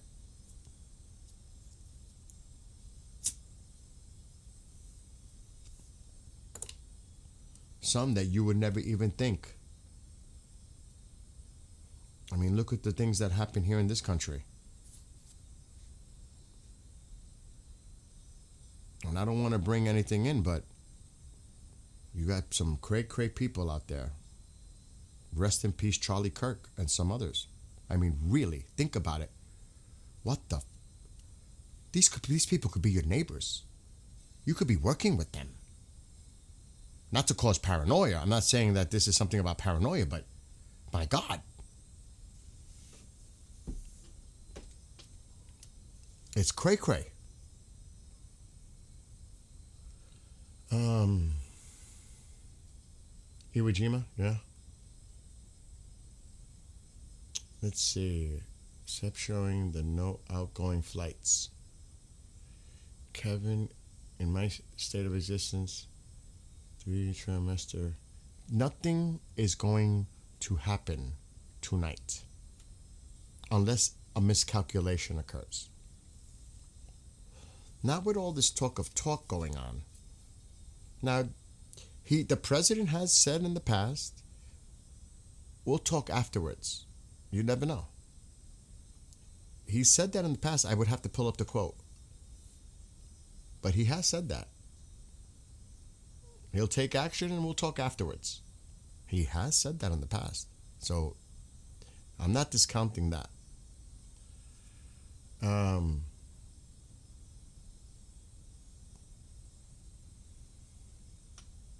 And I want to also thank all our veterans in chat and their spouses, because Tammy, there's a lot of people here. If I remember right, when they sent their missiles, only one person got killed and he was Palestinian. Sleeping cells, yeah. And everybody focuses, and I'm not trying to change the conversation here, because I've spoke to many people about this privately, including Commander. Everybody focuses on the undocumented. Well, part of that undocumented are the people that come across that border that have the most evil intentions to destroy America.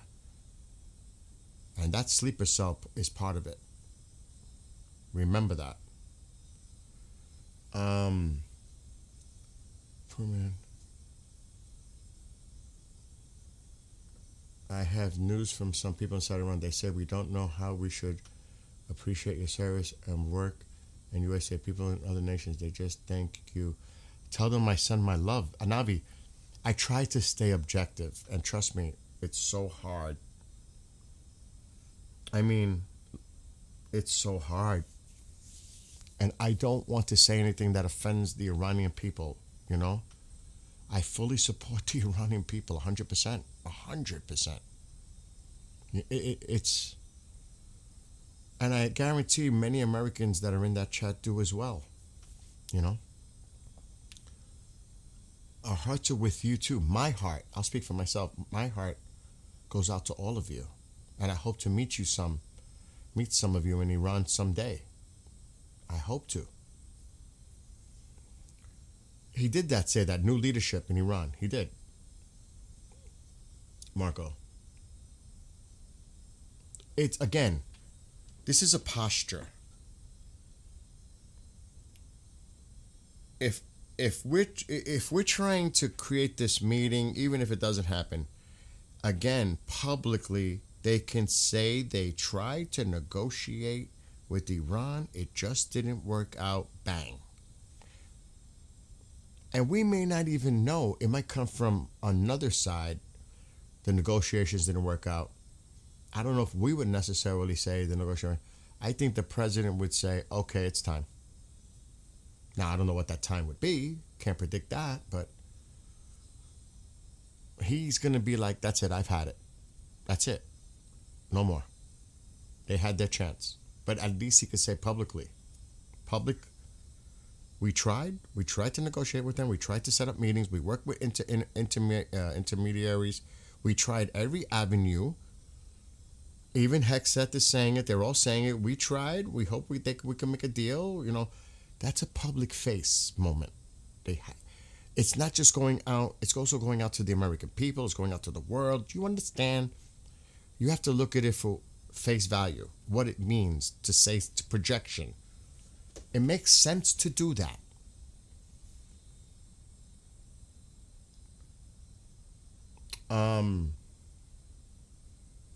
Retired 20-year Navy, current DOD civilian. Well, God bless you. You know, everybody, I want to just make this clear too. It's not just the thanks to our servicemen and women for their service, because I have family members, I have friends, I have colleagues, all that. Their families. Their families go through it too. It's, you know, their wives, their children, or husbands and children, their families, parents. It's not just the people themselves, it's everybody in their circle. We have to appreciate their sacrifices. Because it's not hard, it's not easy for them either.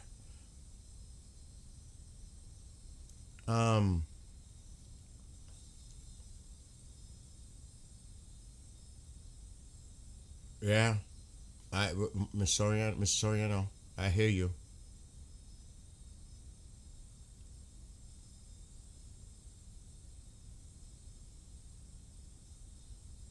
Exactly, Mark. He wants to be able to say he tried diplomacy. He tried to negotiate. And they're talking to us. We're listening. Let's see what happens. I mean, look at all the things that are going on in the background. Qatar is involved. The Saudis involved. Everybody's involved. Turkey's involved. Everybody's trying to bring parties together, negotiate, blah, blah, blah. We're trying it. We're doing this. We're doing that. We're going to Turkey. We're doing this. How much more do you want us to do? And they can say that. They tried to work intermediaries. They tried to set up this meeting. They tried to do this. A deal couldn't be reached. No deal. That's it. It's martial law, yeah. Well, then again, Navi, and it's martial law, but people are scared to death to even come out their houses to go to a store to buy bread and food and other supplies. They're scared to even go on the streets when they need to. I mean, they're in fear. How do they know they're not going to get grabbed, identified as a protester or a rioter or whatever you want to call it? They're even afraid to leave their houses, period. Just forget about the martial law. They're afraid to leave their houses, period. Because they could be dragged off. You're a rioter. Come with us. Not even come with us. They won't even talk to them. They'll just get them and take them. Or worse. Trump will talk now. Check out White House stream. Well, you could fill me in because they talk about all that. Petros, keep me posted. Is he speaking or is it the press? Let me try. Let me go to YouTube. Let me see.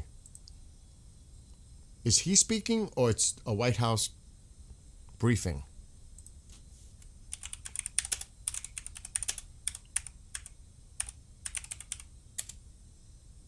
Trump is speaking?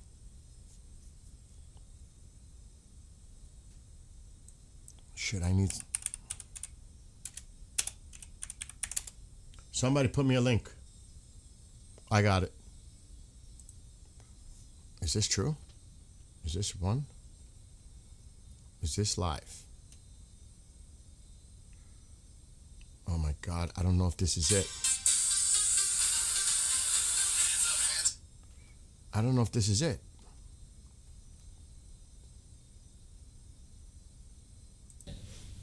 In 7 months, you have 28,600 arrests of violent criminals in just 7 months alone because of your leadership and the dedication of the men and women Is this of it? the FBI. Okay, somebody's who got want the to link. go Let me out see there if it's the and same do thing. job Kevin, they were thank you. Prevented from doing because that department used to be weaponized and I mean, politicized. you might hear This is two what happens audios. when you take out the fangs of Oh no, this is old. This number is Time out. Let me just make sure. Okay, so that was old. We've got it now. President Trump participates in signing. I hope he takes questions. Thank you. Who sent that to me? Kevin, thank you.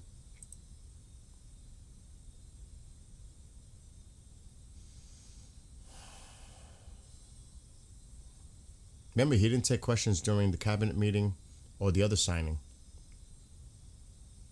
Yeah, Master, I agree.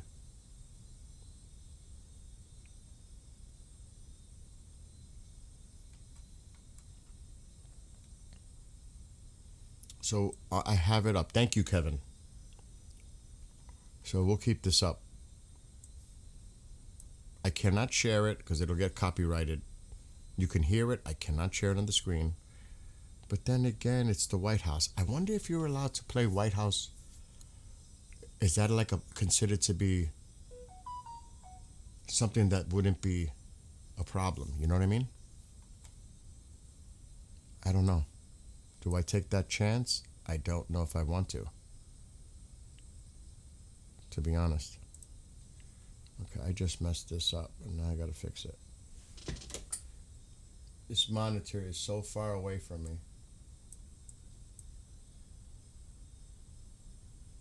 That's the one. You have 4 monitors. That's part of the game. I'll put it here. Let's fix this. I could actually overlap it a little bit more.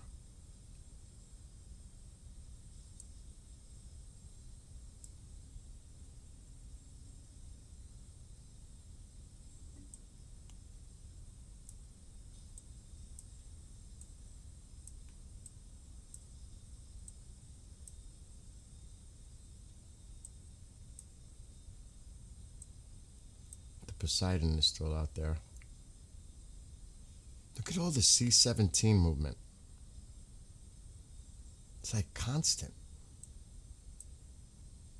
I'm going to put the audio on, so if it comes on, we'll hear it start.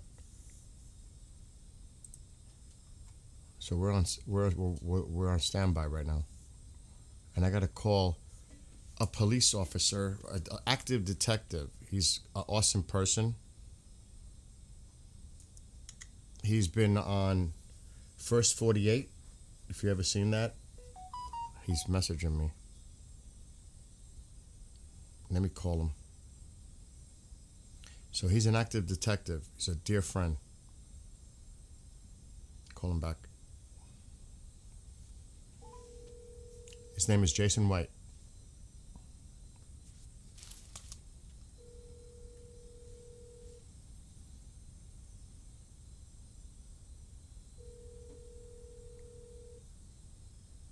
Oh gosh, he's probably working.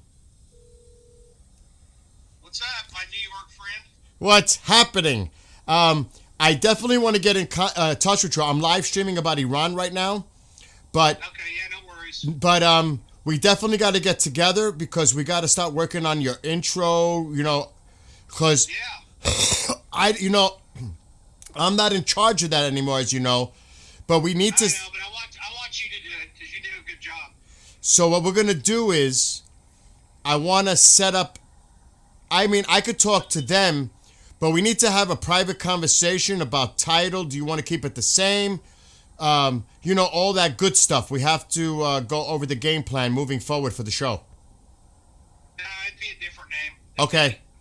Everybody It'd be could Homicide. hear you, so I don't want us to talk about anything that we need to discuss private. But this is Jason White. He's a detective currently in Oklahoma. He was on First 48. What network was that on again, Jason? A&E. A&E. I always forget that. A&E. So go check that out. This man is. Have him check out my what was this, TikTok or what is this? Well, no. Right now I'm on YouTube. Oh, okay. Have him follow my Detective Jason White YouTube page. Subscribe. Free. Is it I appreciate it. is it DET or it is Detective Jason White? On my YouTube, it's Detective Jason White. Got you.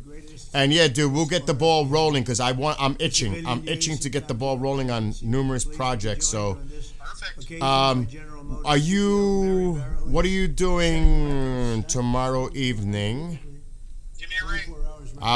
What's a good time for you? Because I know you work. How about 6 o'clock? How about 7 p.m. your time? Good. I'll call you tomorrow. 6 or 6. 6 your time is fine. All right, I'll call you after 6 my time.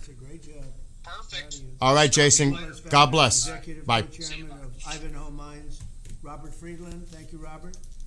All right. Thanks as well to Secretary I wasn't Marco watching. Rubio, Scott Bessent, Doug Burgum, Howard Lutnick, and Export-Import Bank Chairman John Yovanovitch, along with Senator Bernie Moreno and Congressman French Hill and Bruce Westerman. Thank you all. Thank you, French. For years, American businesses have risked running out of critical minerals during market disruptions. Today, we're launching what will be known as Project Vault to ensure that American businesses and workers are never harmed by any shortage. We don't want to ever go through what we went through a year ago. Just as we, although it did work out, thank you. Just as we have long had a strategic petroleum reserve and a stockpile of critical minerals for national defense, we're now creating this reserve for American industry so we don't have any problems. This historic initiative will combine $10 billion in export-import bank financing with $2 billion in private sector financing, and we even expect the American taxpayer to make a profit from the interest on the loan used to start the Project Vault. It's an amazing thing. They've been talking about it for years. Other presidents did a lot of talking, but they didn't do anything. Over the past year, my administration has taken extraordinary steps to make sure the United States has all of the critical minerals and rare earths that we need. We're investing in mining projects. We're expediting federal permitting. The federal permitting, and a lot of it is Lee Zeldin, who's been fantastic, but federal permitting is such a big deal. And we're doing that. The permitting of mines and signing major critical mineral deals with countries from all over the world, and we're getting along with all of them. Every one of them, they want to be in the proper position. We're working very well with countries from all over the world. Today, we're building on these achievements with this vital new reserve, and now I would like to ask Axiom Chairman John Yovanovitch to say a few words, followed by our friends from business and Congress. We'll go over that, but we have some great business leaders, the best, here today. And John, if you would start it off, that'd be great. Yeah. Thank you. Thank you, Mr. President. The President gave us a very clear directive. My clear directive was much more of an order for us to figure out how to, for the first time in American history, create a strategic critical minerals reserve in a way that would benefit the non-military manufacturing complex. And the challenge was enormous, not simply because it had never been done before, Mr. President, but we knew that you expected us to deliver in a big way, in a way that was scalable, in a way that was designed for long-term success, and in a way that would help revitalize our domestic mining industry. But most importantly, most crucially, that it not be subsidized by American taxpayers. And so that's exactly what we've done. Mr. President, what you've announced today is a truly uniquely American solution. It brings together our capital markets, which are the best and biggest in the world, with our manufacturers, our innovators, our miners, all pitching in to make this possible. Now, these things don't happen without the best and the brightest within industry being at the table. And Mr. President, everyone wants to engage with this administration, with your administration. The key ingredient here was your call to action. Your call to action allowed us to bring together the best players in the market, sometimes the fiercest competitors, getting them to work together to come up with a creative solution. Now, in addition to our great team at the Export-Import Bank, who worked around the clock, led by Brian Greeley, Jeff Wilson, Sarah Whitten, many others, we benefited from having the biggest manufacturing CEOs, the smartest market players at the table, all looking to solve this problem. So what we have with Project Vault is marrying the capital solution with what we need when we need it most. And the best part about it is that the American taxpayer will earn a return on financing the first ever strategic critical minerals reserve in history. And we thank you, Mr. President, for allowing this to happen. All of the people around us today help make it possible. Our cabinet secretaries, our top CEOs, their teams, top market players, whether it be GM, GE Vernova, Boeing, Clarios, Google, Mercurio, especially Brian Fallick, Hartree, Traxxas, our friend Robert Friedland.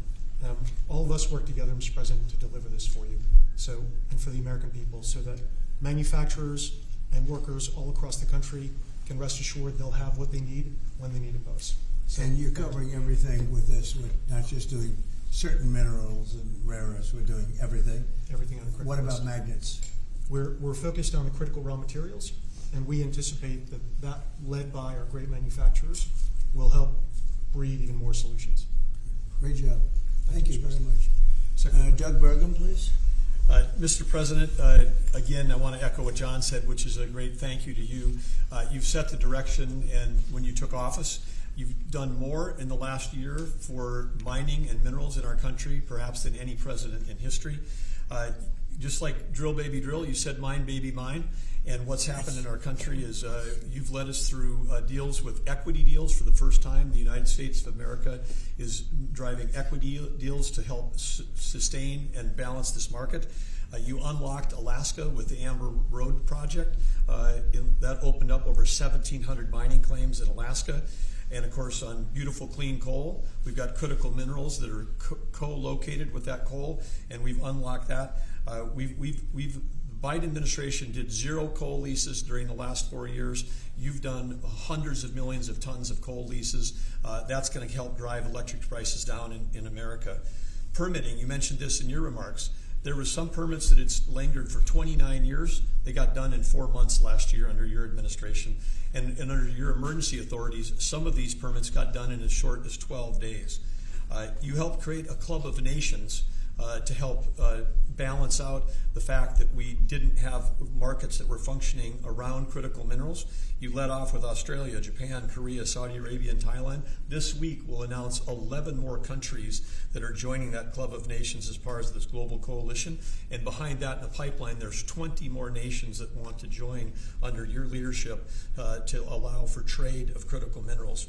And then here we stand today with the teamwork that was described. This would not have been possible without the incredible cabinet that you put together.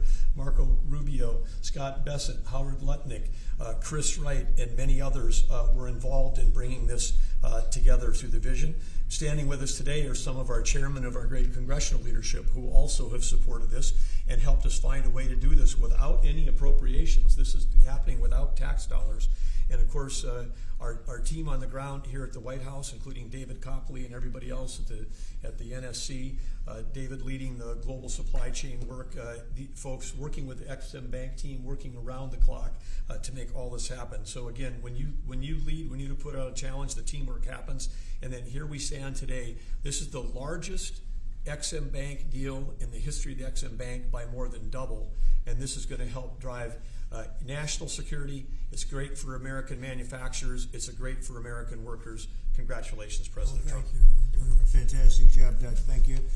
Could I ask Mary Barra, the Chairman CEO of General Motors, which is setting records every single day, and she's doing a fantastic job, to say a few words and also discuss how good the car business is now in the U.S., please. Well, Mr. President, I want to thank you for your commitment to strengthening U.S. manufacturing and supporting the auto industry. Also, want to thank your cabinet and members of Congress and the whole team here that made this possible today. Having a resilient supply chain is critical for our nation, and it's critical for all industry, especially the auto industry. We have been strengthened with many of the different policies that have been put in place over the last year. So I want to thank everybody for that. It not only supports U.S. manufacturing, it supports job creation, it also supports the consumer. So thank you. And business is held very strong. We still see a strong consumer, so I'm excited about 2026. I think it's going to be a record with all of your new plants opening up and everything else in our country. So, in our country. Robert? Please. Mr. President, thank you so much for what you've achieved. Everything we touch, we either grew it agriculturally and you helped the farmers, or we mined it. All these cameras you see in front of you, they were mined. Every time you pick up a hand phone, it was mined. And so stimulating the ability for the miners in this country to help you industrialize the country, they're the salt of the earth, and we're super excited that America is doing something for not only our national security, but for the reindustrialization of the country, because you can't reindustrialize Detroit with a lot of metal. And I'm telling you on behalf of every miner I know, they're elated at the breakthroughs that have been achieved here. They'll make a lot more cameras in the future. And maybe you can help us teach everybody that everything you touch like that, somebody mined it. And we need your support, and we're really happy to get it. And congratulations, you're in the Hall of Fame. Is that the Rare Earth Hall of Fame or Minerals Hall of It's a Fame? bunch of pictures of dead guys that go back to Herbert Hoover, who was a miner. Mining's down to 1% of the S&P 500, but really everything you touch needs mining. And this is the first administration with your support, where we've got hope, we can go out and really do it. So, as you know, I last met you in Saudi Arabia with Mohammed bin Salman. We're working in Chile. Right. We want to bring these metals back to the United States and refine them and use them right here. And the vision of this administration, Howard Lutnick's been helping a lot. A lot of people at Exim Bank have been helping a lot. I'm just telling you, the morale of the miners is sky high. Doing a great job. Thank you very much. Congratulations. That's a big deal. Thank you. Thank you. How about French Hill? Say a few words, please. Thank you, Mr. President. Well, on behalf of Congress, Chairman Westerman could talk about how he's helped unleash the ability to mine through permitting reform. And Senator Marino and I serve on the House Financial Services Committee and Senate Banking Committee. And we're best in this country when we take the private sector and we leverage it to unleash the directions that you're made. And so together with our reauthorization of the Exim Bank, we leverage that resource with private sector dollars to make this a success. And it's going to be a huge strategic change in America's industrial capacity. Big difference, right? Big difference. There's never been really anything like what we're doing. Bernie, please. Not to be hyperbolic, but if you hadn't been elected, the auto industry in America would be over. The country would be completely over. The country would be over. Well, but the auto industry would have been gone first. What the Democrats had done with electric vehicles, the mandates, what you were able to accomplish last year, Secretary Lutnick, what Secretary Bessent was able to do with your leadership has transformed the auto industry. And I'll tell you, it's never been better for people in the auto industry. I hear from all my friends, they are elated. And the worst part is that the people that you really saved were the car dealers in California and New York and New Jersey. Right. And they fought me all the way, Mary, right? They fought me all the way, and now they're saying thank you very much. But you're doing a great job. Thank you, Bernie. Scott? Sir, as you always say, economic security is national security, and a country does not have sovereignty if we don't have control of our critical minerals, don't have control of our steel production and our industrial base. And thanks to the work of everyone here through your leadership, this was a public-private partnership that only you could have assembled, and we are taking back our sovereignty, and we are going to have this Vault project, a strategic mineral reserve, and I can't tell you how innovative and exciting this is, and the level of security it is going to give us going forward is phenomenal. And how is your new, and I think new and improved Fed chairman doing? How's that all going? So he's off to a great start. I think so. He had so much built-in credibility, and as the American people, smart people, like Representative Hill, the Senator Marino, they already knew him, and as the American people get to know him, the important thing is that they will be able to trust the Federal Reserve to steer the economy for them. He's going to do great. Howard, please.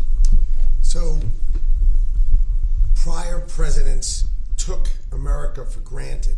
They let our critical minerals only be controlled by China. They let our mining business go to hell by closing all the mines, closing our coal plants while China opened them. They let our auto industry, right? We used to produce 75% of our cars in America, and when Biden left, it was below 50%. We were just letting all of these industries just be shredded from America. And thank goodness you are in this chair, changing it and taking it back. We are taking back critical minerals. We are taking back mining. We're taking back the auto industry. You're going to watch us take back pharmaceuticals. We're going to take back semiconductors. None of this could possibly happen without your leadership. And it is the most fun to stand back here with your leadership because we are changing America back and making it great again. That's very true. Anybody would like to say anything else? Amen to that. You guys okay? Everything all right? Chairman Bush. Well, thank you, Mr. President. You're such a good man. Go ahead. It's a great day, and it couldn't have happened without your leadership. And I think people will be talking about this for a long time because we're bringing back American mining and American manufacturing. You know, God blessed our country with abundant resources. Secretary Burgum talked about the Ambler Road. 49 critical minerals that can be mined in sufficient quantities just in that one area, but from northern Minnesota, Arizona, my home state of Arkansas, we are blessed with all these minerals. They're just in the ground. But when we get them out of the ground and not only mine them, but refine them and process and manufacture with them, it'll unleash great wealth for our country. and that'll just build on all the other successes. So thank you for what you've done. It's a great day. And how does it feel to be in the Oval Office? Is that crazy? Were you ever here? No, I've never been here, sir. but Most it's people fantastic. haven't. All the Mary's goals. been here a little bit, right? But it's a special place. Never been so beautiful either. Yeah, questions, please. Mr. President, speaking of the Fed, would you like to see Jeanine Pirro drop the investigation into Chairman Powell to help? Senator Tillis has basically said that he's not going to really be working with the administration to help bring war. So would you like to see the investigation? No, she's going to take it to the end and see. Like you're doing a small renovation, and they've spent almost $4 billion doing a small renovation. I'm doing buildings. I built a hotel, the Waldorf it's called, and I did it for around $200 million. It's a much bigger job. They're spending almost, it could be $4 billion. I'll tell you what, I don't even see an end in sight. I feel badly for the new Fed chairman because he may not have an office for 4 years. I don't know what these people are doing. So it's either gross incompetence or it's theft of some kind or kickbacks. I don't know what it is, but Jeanine Pirro is incredible and she'll figure it out. But no, you want to take it and just find out what happened because we can't go around doing a renovation of a small little complex, very small, a couple of little buildings, and spend billions and billions of dollars on it. Something went wrong. We have to find out what it was. Yeah, please. Mr. President, thank you. Speaking of renovations, you announced you wanted to build a new and spectacular entertainment complex at the Kennedy Center. Right. Do you plan on tearing it down, and how much will all of the renovations cost? Probably around $200 million. And, it's funny, in real estate and building, I've done so much of it. I've done so well with it. You want to sit with something for a little while before you decide on what you want to do. And, we sat with it. We ran it.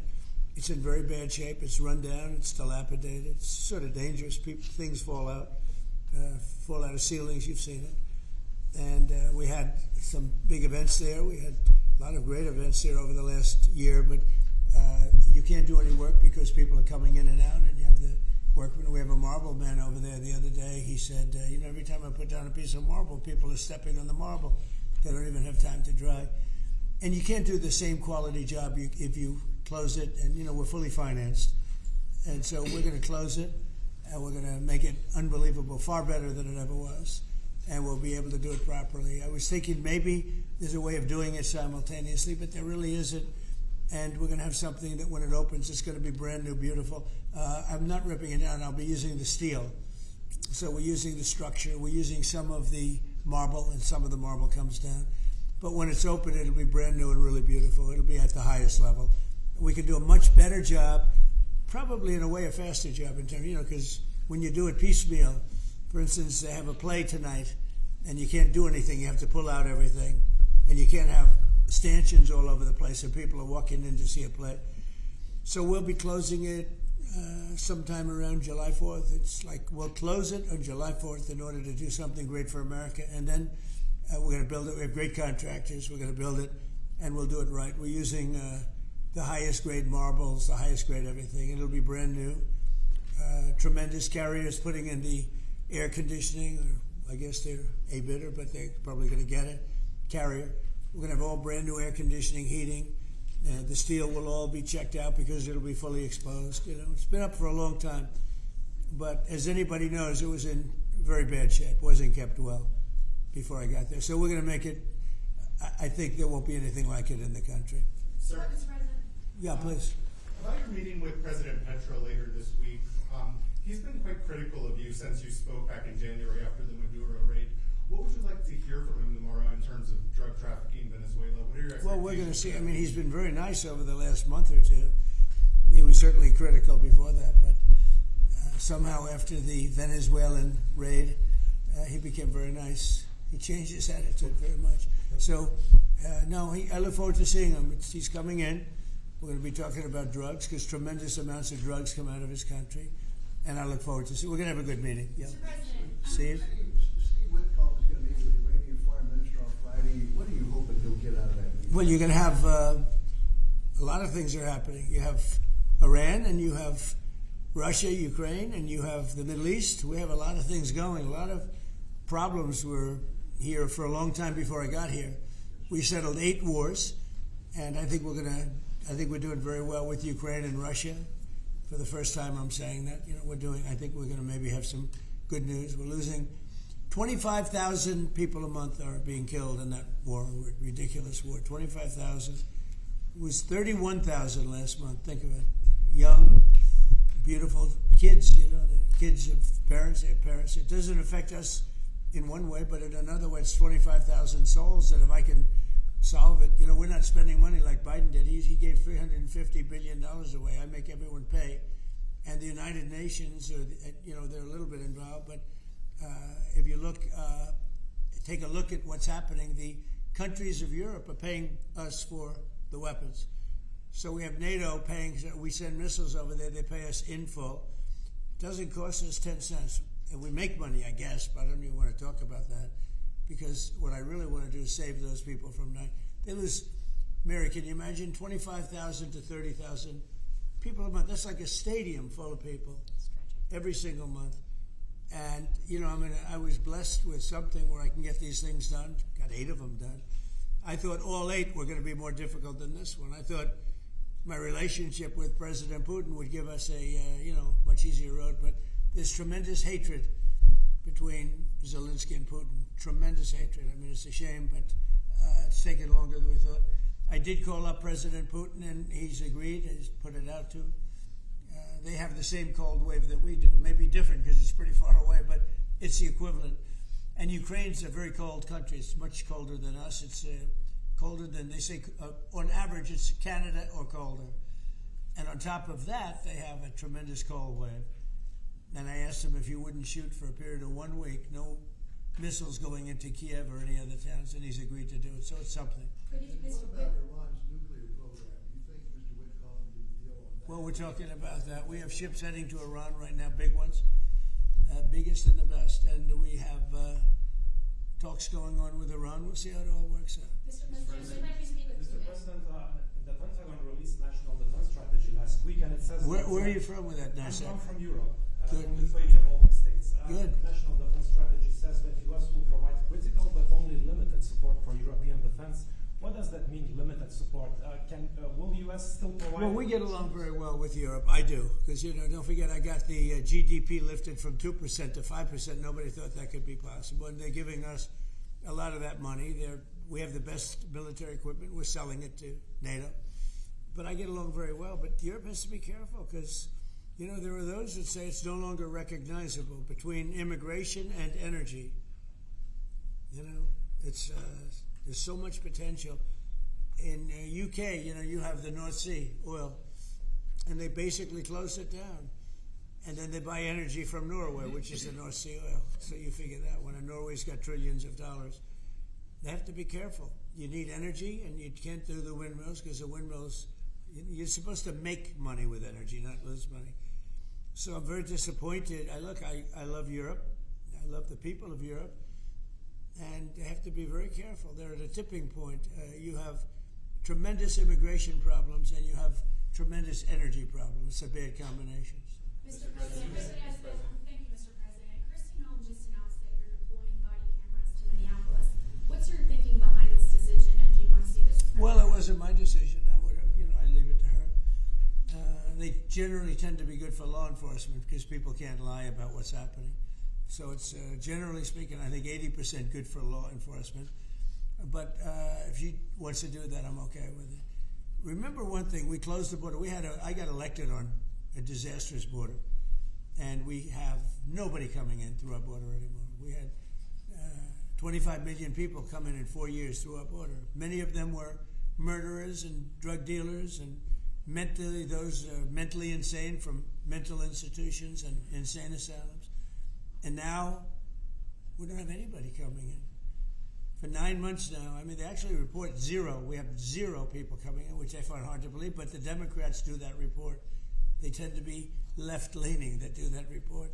So I assume it's true.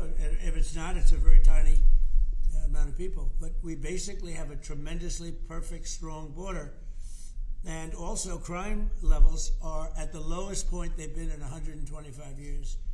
Since 1900, we have the best numbers. And that's despite the fact that we had a lot of criminals and murderers. 11,888 murderers came in.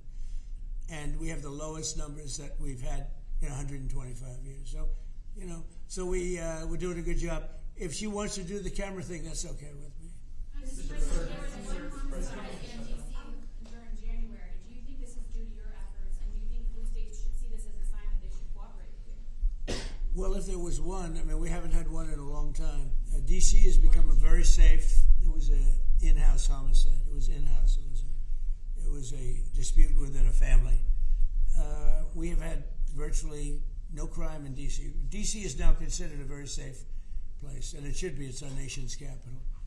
And we sent in the soldiers. I read the Washington Post this week, and it was incredible. They were trying to determine how did we get so low numbers? The low numbers in D.C. because we have very little crime, if any. And they talked about everything except for the fact that we put our National Guard and great soldiers inside our city. They didn't want to mention that. It's how dishonest. Because if we didn't do that, you'd have tremendous crime in D.C. And I get thanked every single day by people that work in the White House. People, young ladies, men, they come up, thank you, sir, for making D.C. so safe. They walk to work now. A year and a half ago, they wouldn't have walked to work. They would have been killed or mugged or something would have happened to them. So it's, it's a great honor. But you got to read the story in the Washington Post. They do it.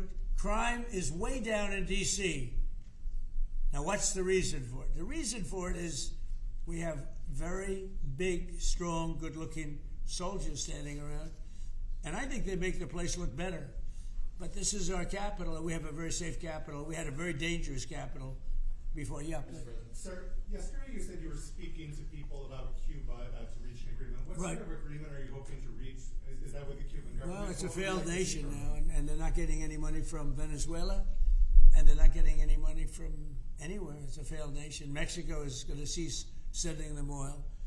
So I'd like to take care of the people that are here from Cuba. We have many people that came from Cuba that were thrown out of Cuba or that fled Cuba. They came over on rafts. They went through shark-infested waters. I don't know how they did it. And it was many years ago. Many would like to go back. Many would like to at least visit their relatives.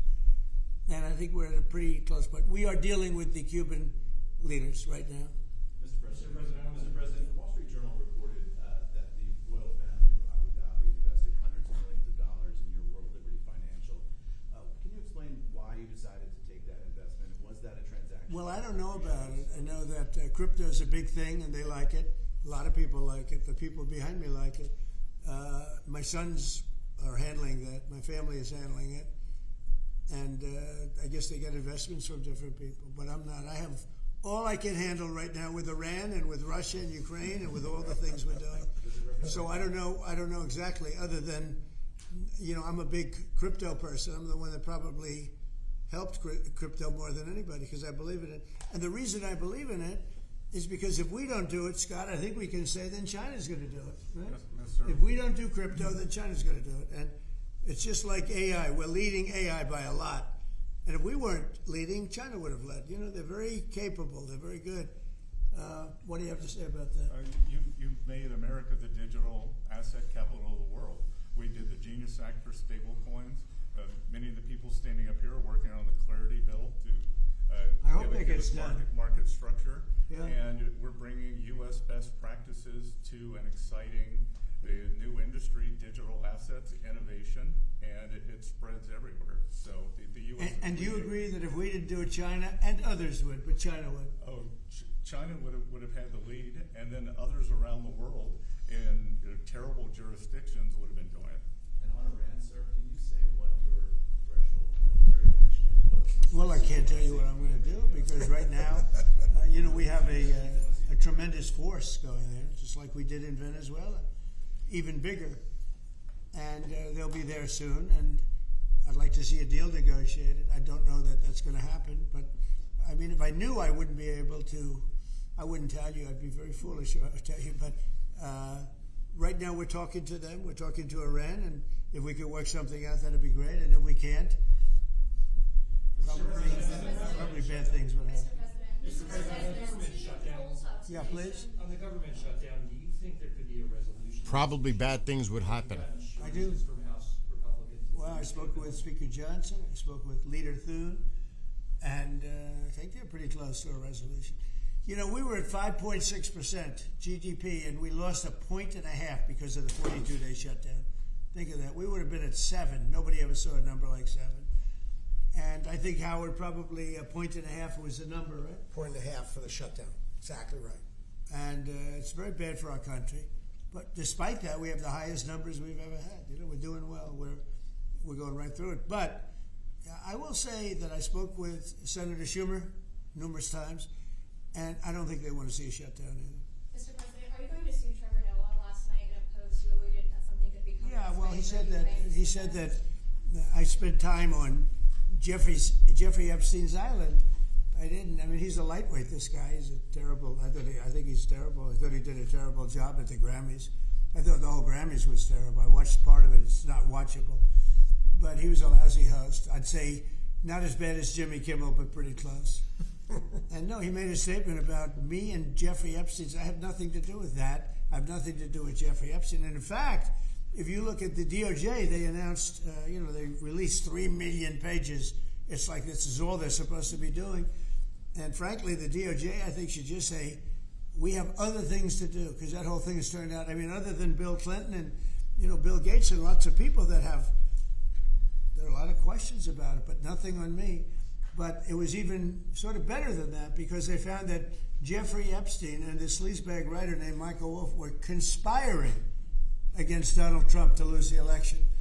So Epstein was conspiring with a writer for me to lose the election. So right there, you know that I had nothing to do with this guy. But yeah, it's a terrible thing. The amount of time that's being wasted. You know, when Epstein was alive, like 10 years ago, nobody cared about it. But they're only doing it. But now it's really hitting back on them because Bill Clinton is such a big part of it. The Democrats are pushing it. And the problem is that it's turning out to be the Democrats that were with and conspired with Epstein. So I think you're probably going to see a little pullback from them. But think of it. They were working together to try and help me lose the election. But this is the Oval Office, so I guess that didn't work out too well. Okay, one more question. Mr. President, do you have an update on U.S. troop level in Europe? Are you planning any force reductions? Now, we have a great relationship with Europe. We have a great relationship with our troops. You know, one of the best things that I can say is that if you go back a year and a half ago, so I'm running for election, they had the worst recruitment numbers in the history of our country. Nobody wanted to join the military, or nobody wanted to join the police. Nobody wanted to join the fire departments. We couldn't get anybody to be a proud member of our country. And now, Doug, as I told you before, now we have the best recruiting numbers that we've ever had in our military. Army, Navy, Air Force, Marines, Space Force, we love, and Coast Guard. I love the Space Force. It's doing great. But now we have waiting lists on everybody wants to join. You know why? Because people are proud of our country. Because our country is doing great. I think Mary can say the same thing. You had lots of people not working so well, and now you just wish you could get them in faster. I know that it's hard to get them. Yeah, we continue to bring people in and have training programs. We're investing in the training U.S. workforce. People. Yes. But 2 years ago, you didn't see anything like this. It's amazing what's happened. So we have the number one in the history of our country. We've never had more people that want to join our armed forces than we do right now. And a year and a half ago, nobody wanted to join. They were embarrassed by our country. They were embarrassed by our leadership. And now they're proud of our country, and they're very proud of our leadership, and a lot of the leadership is right behind me. Thank you very much, everybody. Thank you, press. Thank you, press. All right, so that's over. And I caught that too, when he said that. That's when I jumped on. It's very similar to what happened before the 12-day and Midnight Hammer. It really is. It's almost surreal. He said, if no deal is made, bad things are going to happen. That's what I mean, what do you expect him to say? I mean, really, what do you expect him to say? He's trying to give this one last shot, and I'm telling you, they better be careful. They better not think about trying to prolong this and bluffing it, because I think he's at the end of the rope right now. I think they don't have much time. And this came out while this was going on. Ali Shamkhani, senior advisor to the Supreme Leader, one of our conditions for negotiations is that it must be limited to the nuclear issue only. We can discuss reducing enrichment from 60 to 20%. But there will be costs. There will be costs. You think you're in a fucking position of negotiating that? There will be costs. The negotiations must be rational, including avoiding threats and unreasonable demands. And they just quoted what the president just said. Just literally. And then his comment is, the Iranians are trying to teach the U.S. the art of the deal. The last time they did so, the 12-day was started. The 12-day war was started. Then they just said, literally, what we just seen, Trump on Iran. We are talking to Iran now. If we can work something out, that would be great. If we can't, probably bad things will happen.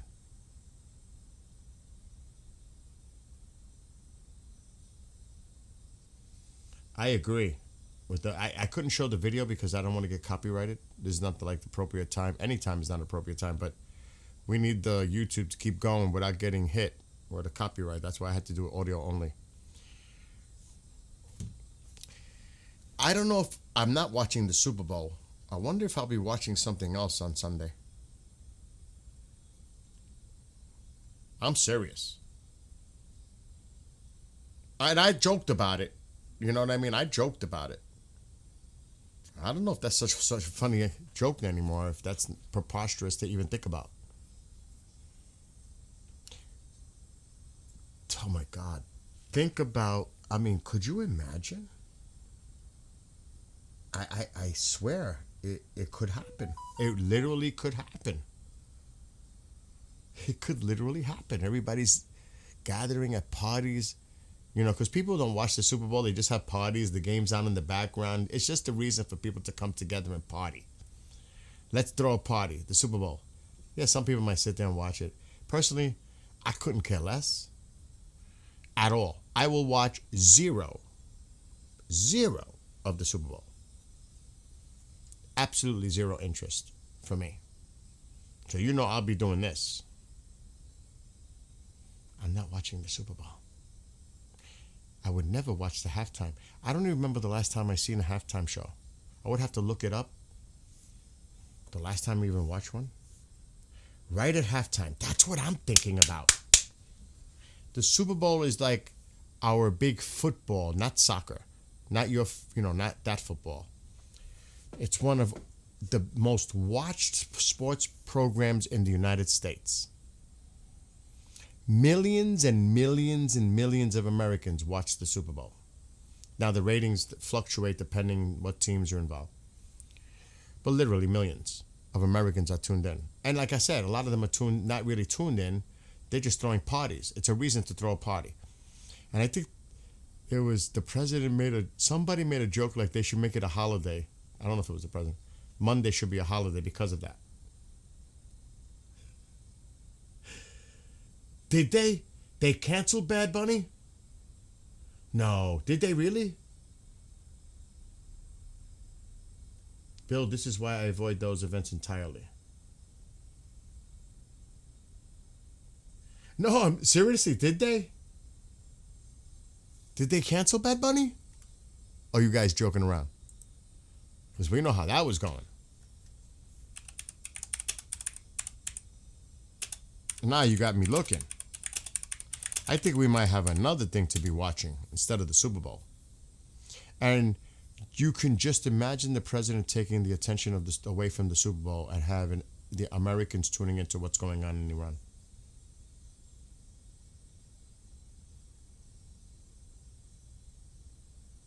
No, he doesn't like Bad Bunny. But that's what I'm saying. That's exactly what I'm saying. He could totally drive all the traffic from the Super Bowl I mean, he could do something Saturday, like morning our time, which would be nighttime, or Saturday early afternoon, or even mid-afternoon in Iran. That would be Monday morning. But that would be our Sunday afternoon. And say, I'm going to address the nation at 8 p.m. or 9 p.m. Bye-bye Super Bowl. Bye-bye. Do you see what I'm saying? Bill, can you explain it in words that I can understand? Oh my gosh. All right, hold on. I'm going to see. Hey, he's still headlining. I thought that you were serious. I mean, Turning Point USA has a halftime show. I'm just saying, for those that are interested. Kid Rock, Brantley Gilbert, and Lee Brice will headline the halftime show on Turning Point. I'm just telling you all. I know I'm going a little off. I just want to see something.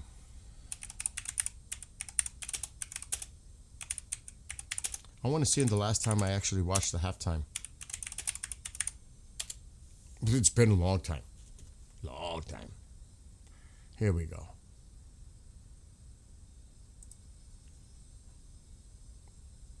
Let me see the years. Oh my God, we're not going back that far. I wasn't even born.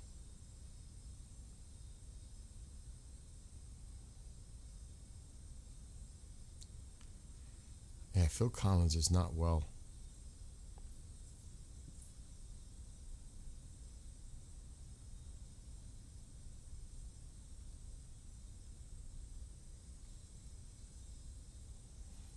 Oh my God, it must have been a long time. Was the Chili Peppers the last time?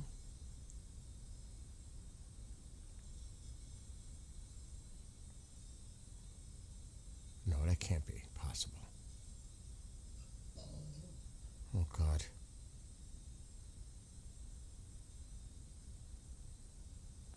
Could it be?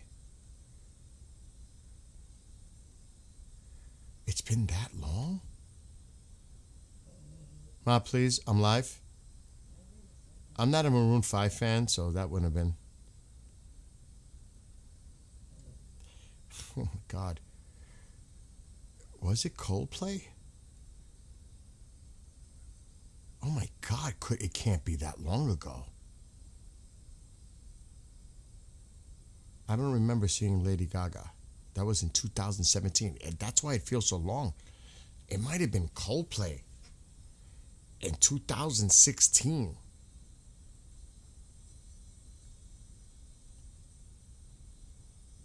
That might be the last time I seen. Wow, look how the bands used to be. The Who, the Stones, Tom Petty. Prince was good in the rain. Paul McCartney. I mean, those were the times I actually enjoyed it. The Chili Peppers in 2014.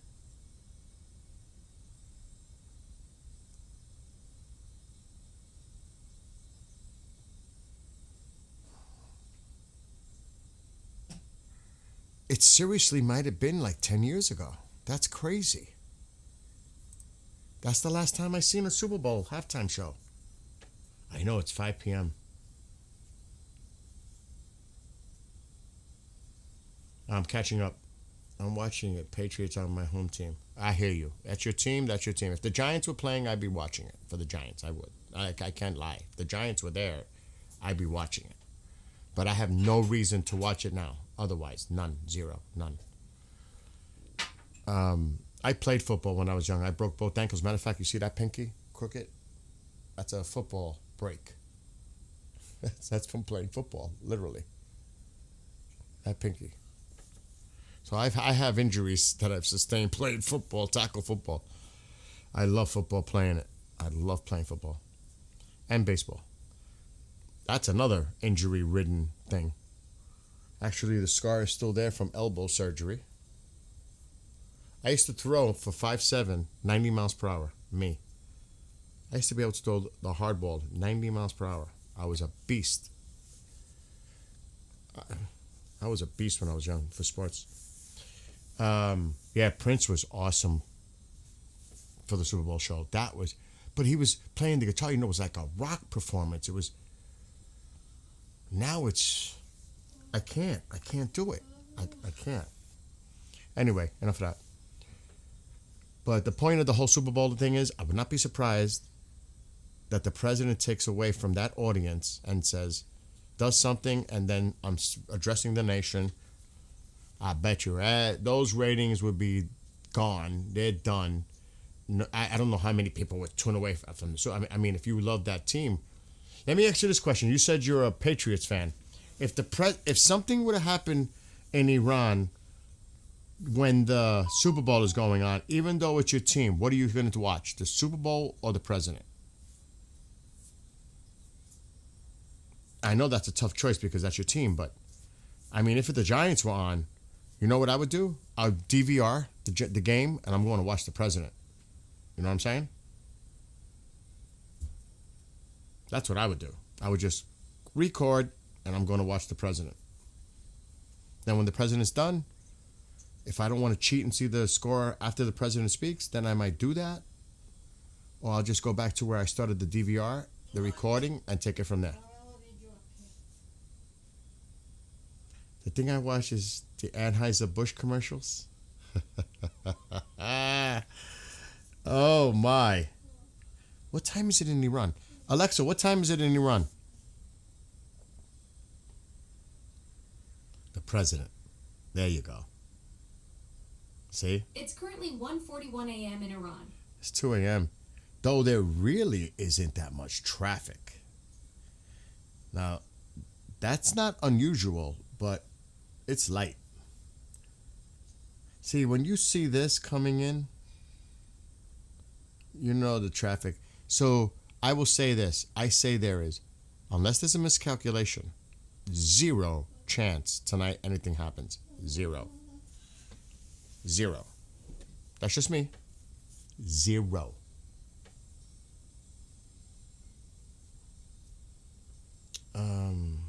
So my team is Vikings, so I don't have to worry about Super Bowl games. Oh my God. Could you imagine being a Jets fan? That's got to be the worst torture. A Jets fan. At least the Giants won a couple of times, and I'm sorry, but they beat your Tom Brady, which was really sweet, by the way. They were undefeated that season, and the Giants beat them. That felt so good from a Giants fan perspective. I'm sorry, Mary. I'm sorry. I'm not trying to get you upset. I'm just from a Giants fan. Or Scott Norwood's kick. I think it was 2019 against the Bills. Talk about a team with bad luck. Oh my God, the Bills just can't win. They can't win. I'm definitely going to see the president. I'm going to be covering it. Listen, Super Bowl day, you guys can watch it, do whatever. I'll be here streaming and watching.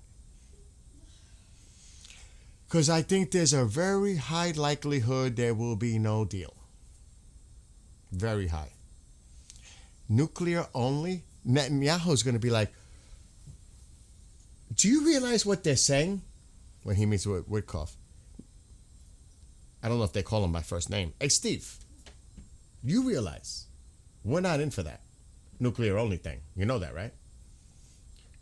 We didn't know that was the only issue on the table. What happened to the missiles and the proxies and everything else? And you said 0 enrichment. You said 0. They're saying 20. What's going on here? Is that the plan? It's only nuclear only? I could only imagine Netanyahu's reaction talking to him. Could you imagine being a fly on the wall tomorrow in that meeting? I wouldn't discount the possibility. Oh, I'm not hearing no noise from my computer now. I wouldn't discount the possibility to say, well, if you guys don't decide to do something about their missile program, we are. You know what I mean?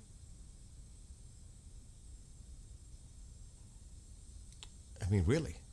Hey, they're not feeling that. Can you imagine the Israelis like, so you're talking nuclear, what about the missiles? What about the proxies?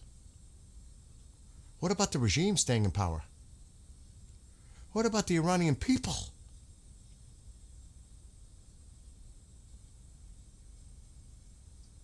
Yeah, I say 0 tonight too. Yeah, BB ain't happy for sure. No way. And then again, I say all this, but to me, the main thing is the Iranian people. Bottom line. I can't relate. I can't imagine. This shit is not over. It's not over. And I don't want to go over rehashing the thing I've been saying over and over again. I truly believe that the president is going to take action. This is very similar in what's been done in the past. The same stuff out there. We tried to negotiate. We're trying to see if we can work out a deal. Look up what he said. It's almost identical before Midnight Hammer. Look what he said. We're trying to negotiate a nuclear. It's almost identical. And what happened? Midnight Hammer. It's almost identical. That's why be patient. And I know patience is not something nobody wants to hear. I get it. I understand that. Easy for me to say. I know. I know.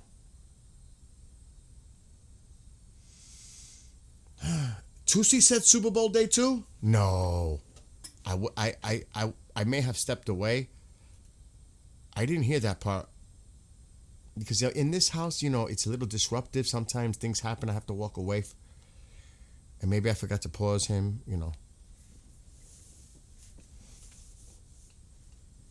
He's definitely playing them. He's definitely playing them. I guarantee he already knows his decision, but he's just not saying. I wouldn't tell you even if I mean, the press actually is laughable. Like, he's going to tell you. Other administrations did that. In 2 weeks, we're planning to do this. Announcing it like, oh, great. Really? No, not the president. Not this president.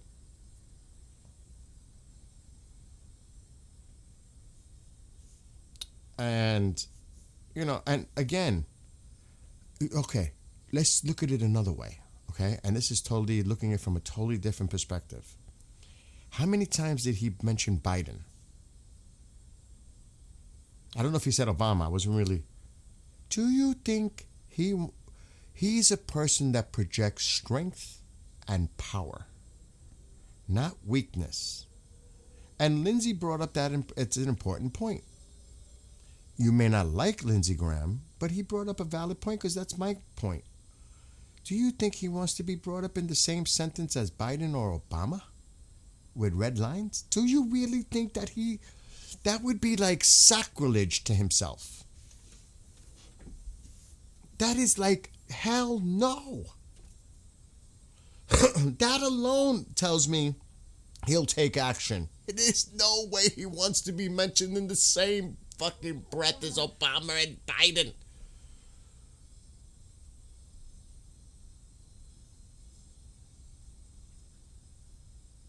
Here we go. And remember what I said earlier.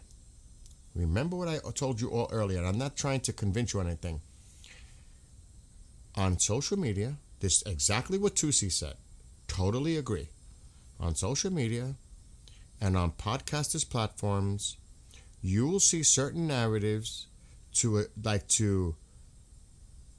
touch nerves with the MAGA base, trying to say things that make you want to say no more wars. It's not our problem. Think of what happened in Afghanistan. Think of what happened in Iraq. They're doing it on purpose, so to try to sway your backing of the Iranian people. Do you understand that? You do understand that, right? They want us to react that way and say, you know what? Is Iran really worth it?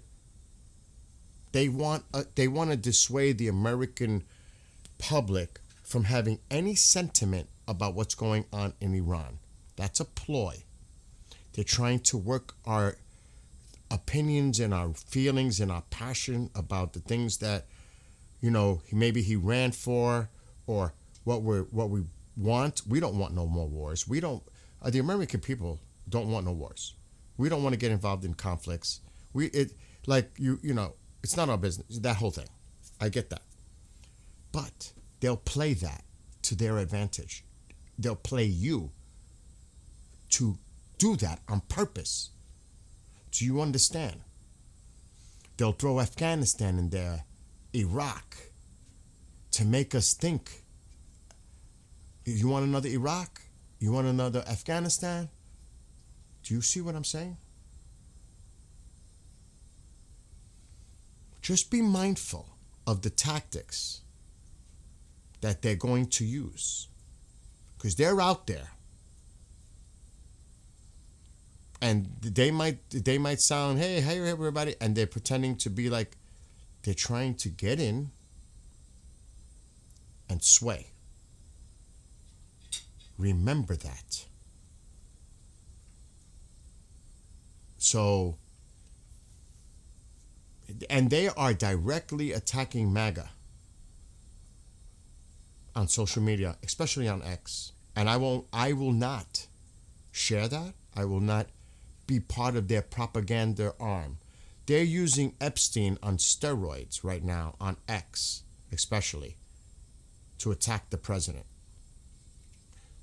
It is absolutely insane, the stuff they're doing right now. It's all coming from them. Be mindful what the game is going on right now on their propaganda side.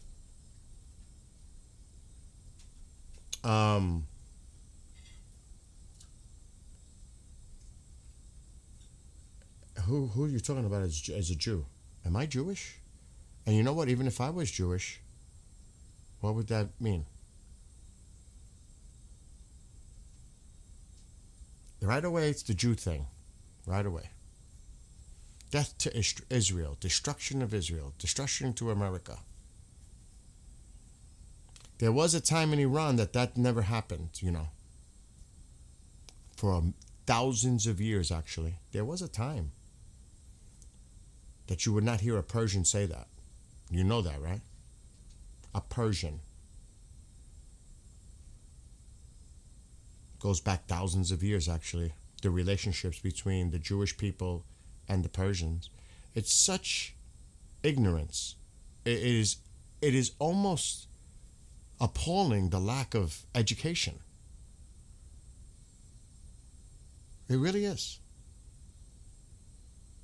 Before, and even before, well, I'm not even talking about even the time of the Shah. Go look at history. The only nonsense that this Jewish thing has been happening is since this regime has been taken in place. They had relationships going back for thousands of years.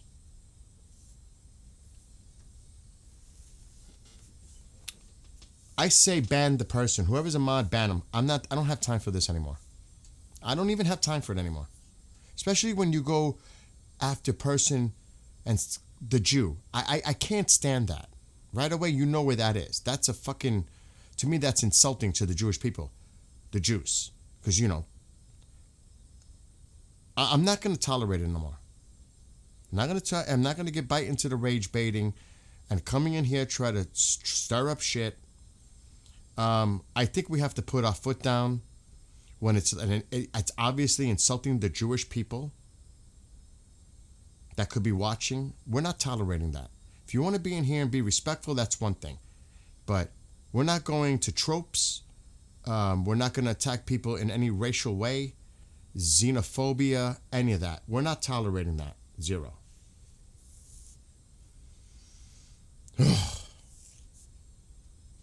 Anyway, not really. Angel, the only thing is that there's talk about a potential meeting in Turkey on Friday with Witkoff, and some other countries are going to be there with Iranian delegate, officials, whatever the hell, to see if a deal can be made. But the Iranians are saying it only could be nuclear related. Nothing else is on the table. They're not going to talk about the missiles. They're not going to talk about the proxy support and everything else.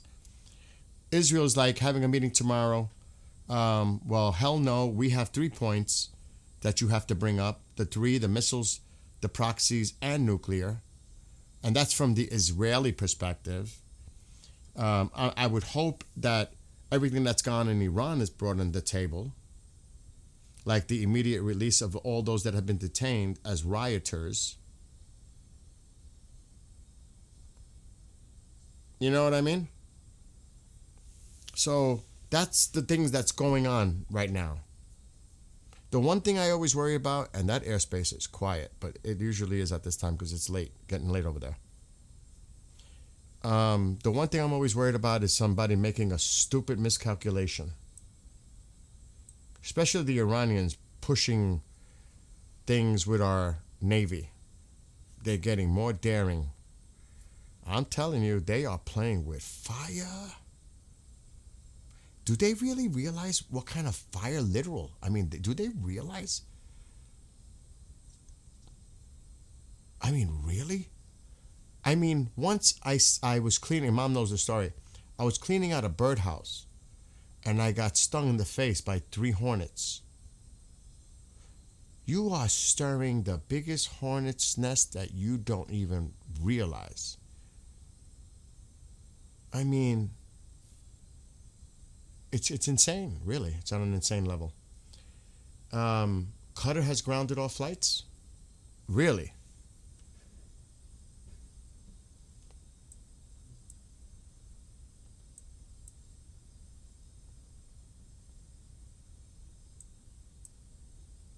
I'm seeing a lot of air traffic near Qatar right now. But that doesn't mean there's still a lot of shit going on in their international airport. Lots. Now, these could all have landed. Looks like China.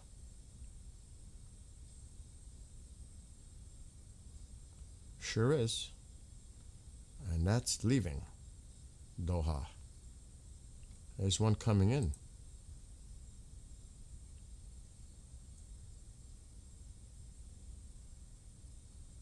So I don't know. We'll have to keep an eye on that if there's other traffic coming in and out of Qatar. It looks like there's another one coming in. Oh, that's going to Riyadh. Okay. We'll keep an eye on it.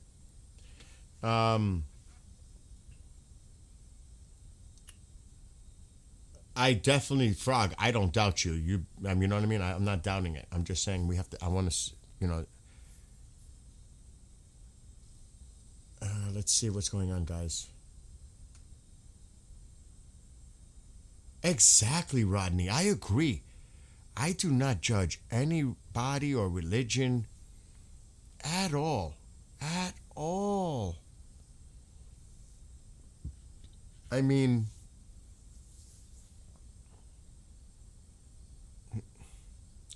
that would be so hypocritical as a raised a Catholic. And we know, like, look at Ireland, what they went through. Right? I mean, you know that whole deal, the IRA, all that. It happens. I respect everybody's... That's not my business. How people pray or don't pray is not my business. Really, it's none of my business. That's their lives. Who am I to judge them how they pray or don't pray? You know what I mean? What is wrong? Who are we to decide somebody else's faith or criticize them? That's their faith. I would never do that. I wasn't raised that way. No, somebody like said something, Jew, tough, something. I don't have time for that no more. My mother said she was angry. My father was green.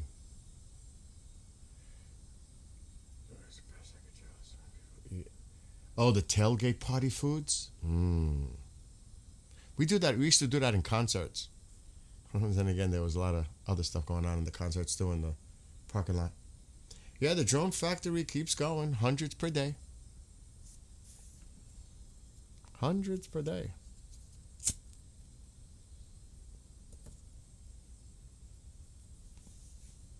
Yeah, you know something, Tammy? That's a great idea, too. I actually might do that myself later on tonight. I need to step away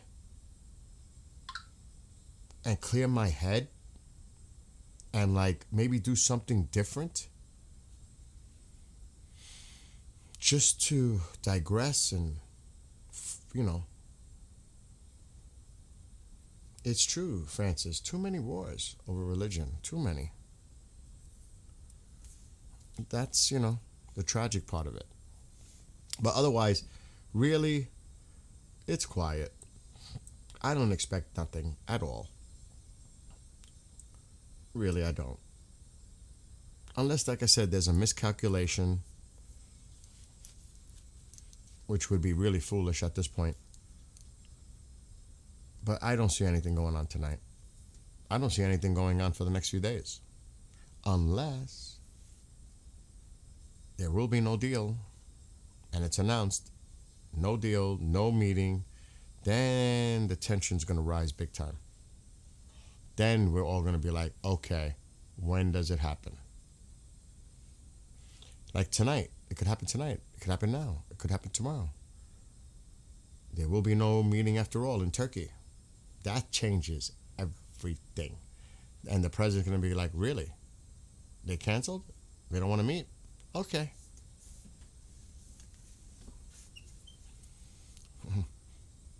That would be now then we really would have to pay attention big time. Yeah, I don't see anything happening tonight. Nothing. Zero. Zero.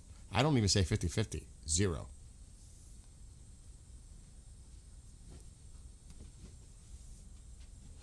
Are you serious? Somebody called because they were screaming during the Super Bowl? Tussi's on in 45 minutes.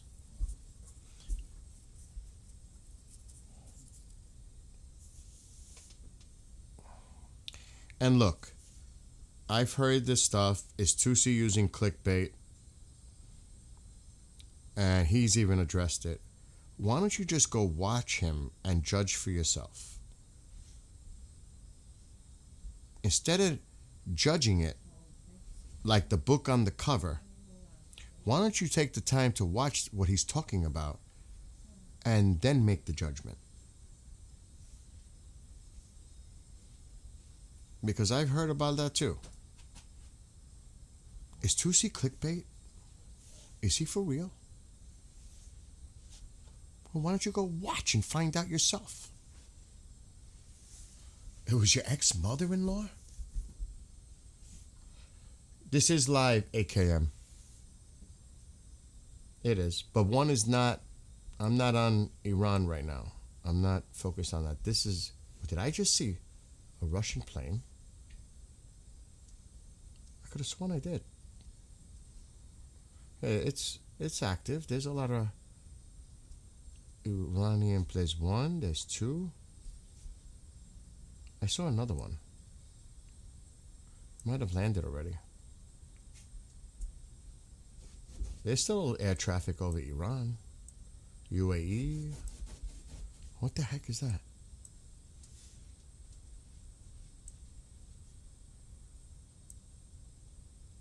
There's quite a bit. You said Tehran specifically. And I saw a few landing a few minutes ago.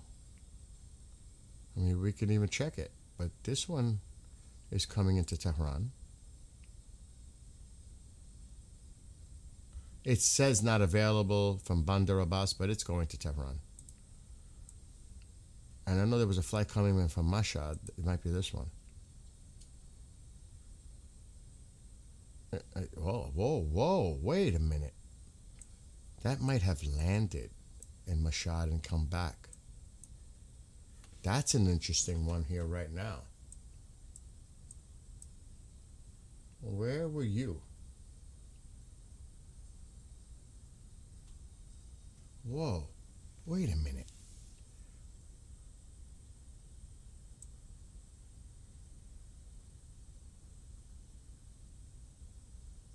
This one may have made some rounds. We're going to have to change the filter. This one might have made some rounds.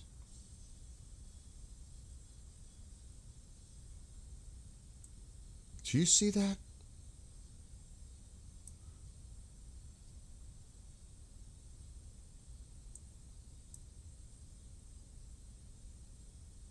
Okay, now that is bizarre. That is a little bizarre to me. Not for nothing.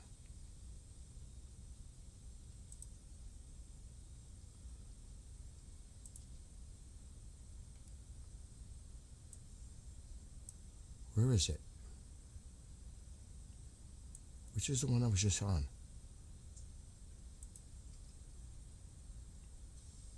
Because then we could see the lines better. I got it. Okay, so wait a minute. It left.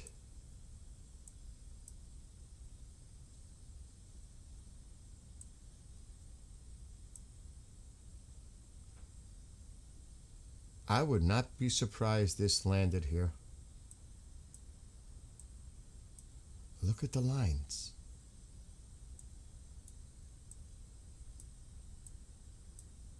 Look at it.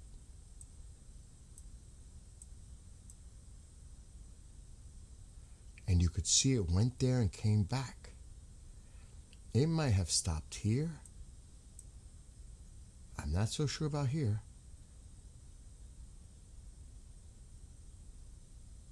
Oh, look at that. Interesting. This thing is like, looks like it made the rounds.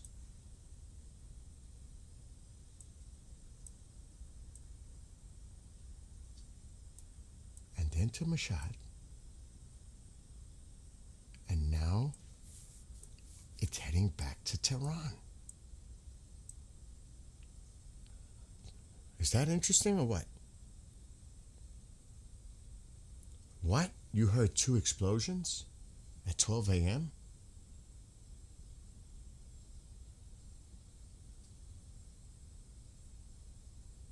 Exactly, Francis. Exactly. But, you know, I've heard the BS. You know what I'm saying? It might not what it's broadcasting to. Absolutely. Deborah, I said that earlier. A bunch of us were talking about the Super Bowl. We said the same thing. It might be an Airbus, yeah. I'm just saying this is peculiar. That's what I'm saying. I'm speculating. I have no evidence. You know, I'm just saying. I know my friend Bob likes this map view better, because I saw his comment. They may not think I'm paying attention, but I pay attention.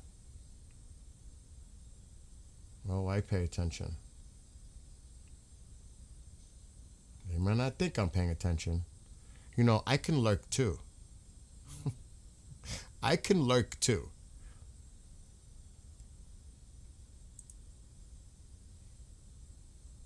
As a matter of fact, just so that we could not get confused with these 2 maps overlapping, I'm going to leave this one like that. So there's a contrast difference. So Tusi's live at what time? And AKM, please be safe. Prayers to you and your family and everyone in Iran. It is better on the eyes. It is. Matter of fact, I should just do it.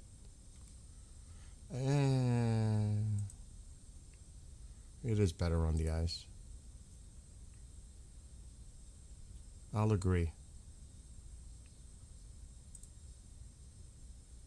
But I'm not doing it for any other reason. I'll just simply say I agree.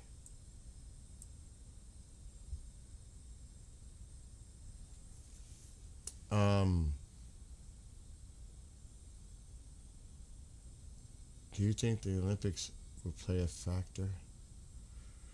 Oh, that's a good question. That is a really good question.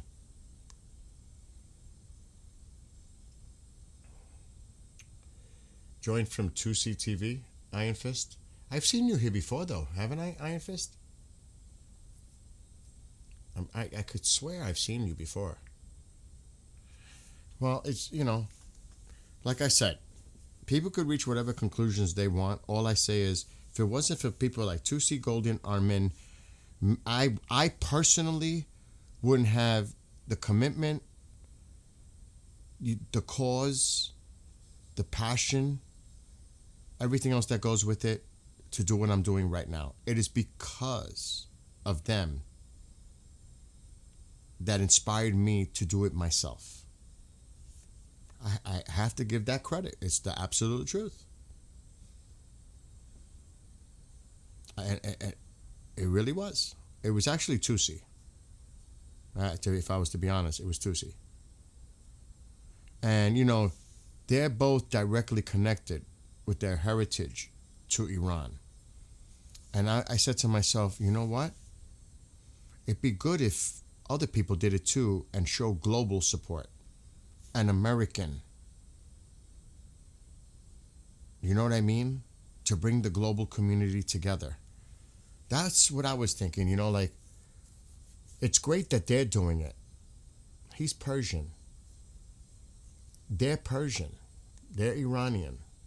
His father's in Tehran. Could you imagine he's there in the UK for the time being, knowing his father is in Tehran? That would be like if my mother was in Tehran. That would drive me nuts. It would drive me nuts. The worry. I mean, he may not show it, but my God. And, I'll say it again. For him to do that yesterday takes a lot of courage, inner strength, and a pair of cojones.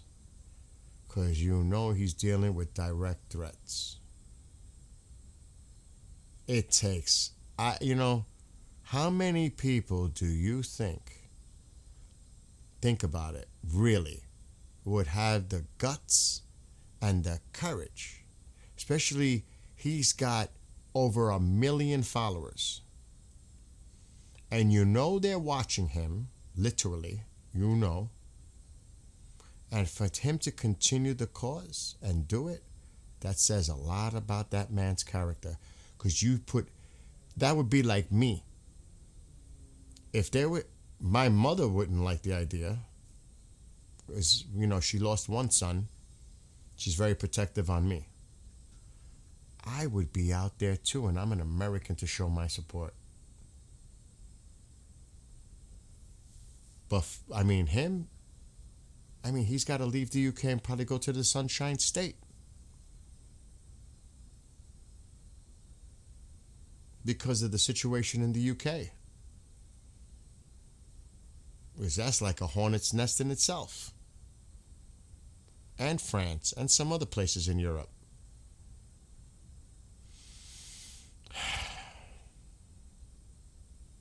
So, kudos to him. Really. And he has a sense of humor. You could see how he has a certain sense of humor when he's dealing with things. He's a human being. And I feel for him.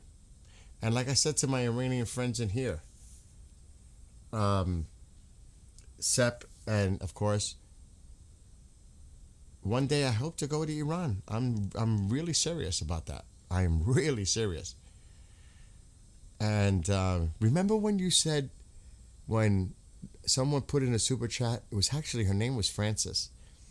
And do you remember the Skywatcher comment? He probably won't, because he says, that's like me.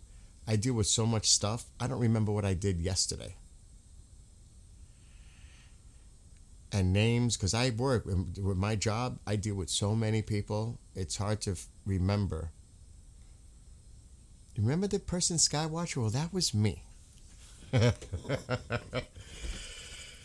And go hang out at Tusi's Pub or Tusi's Tavern or whatever.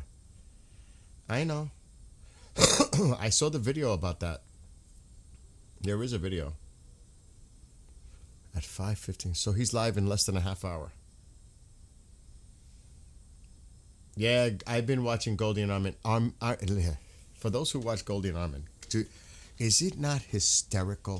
Armin makes me crack up. I'm telling you, with his facial expressions and when he starts laughing. I mean, I start, and you know the video, guys. You know the video with the mariachi.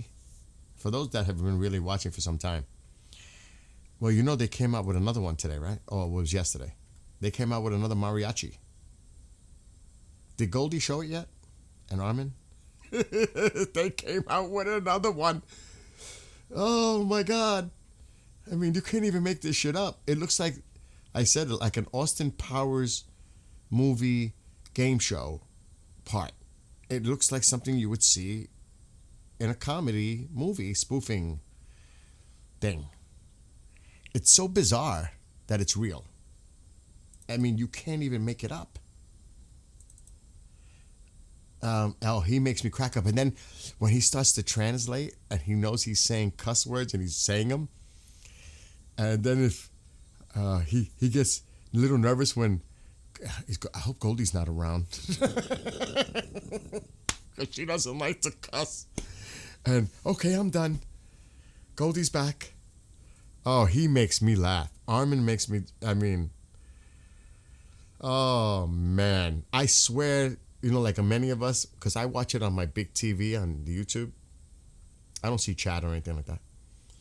Like when I go to see, the only reason I knew that there was a mention from Francis in a super chat is because I seen it on the screen. I don't see chat on my big TV. But then I said, oh my God, Skywatcher. Francis, what did you do? I was like, oh shit. Right? Armin is funny. Oh my God. I mean, and he knows his stuff. He's really good at what he does, by the way.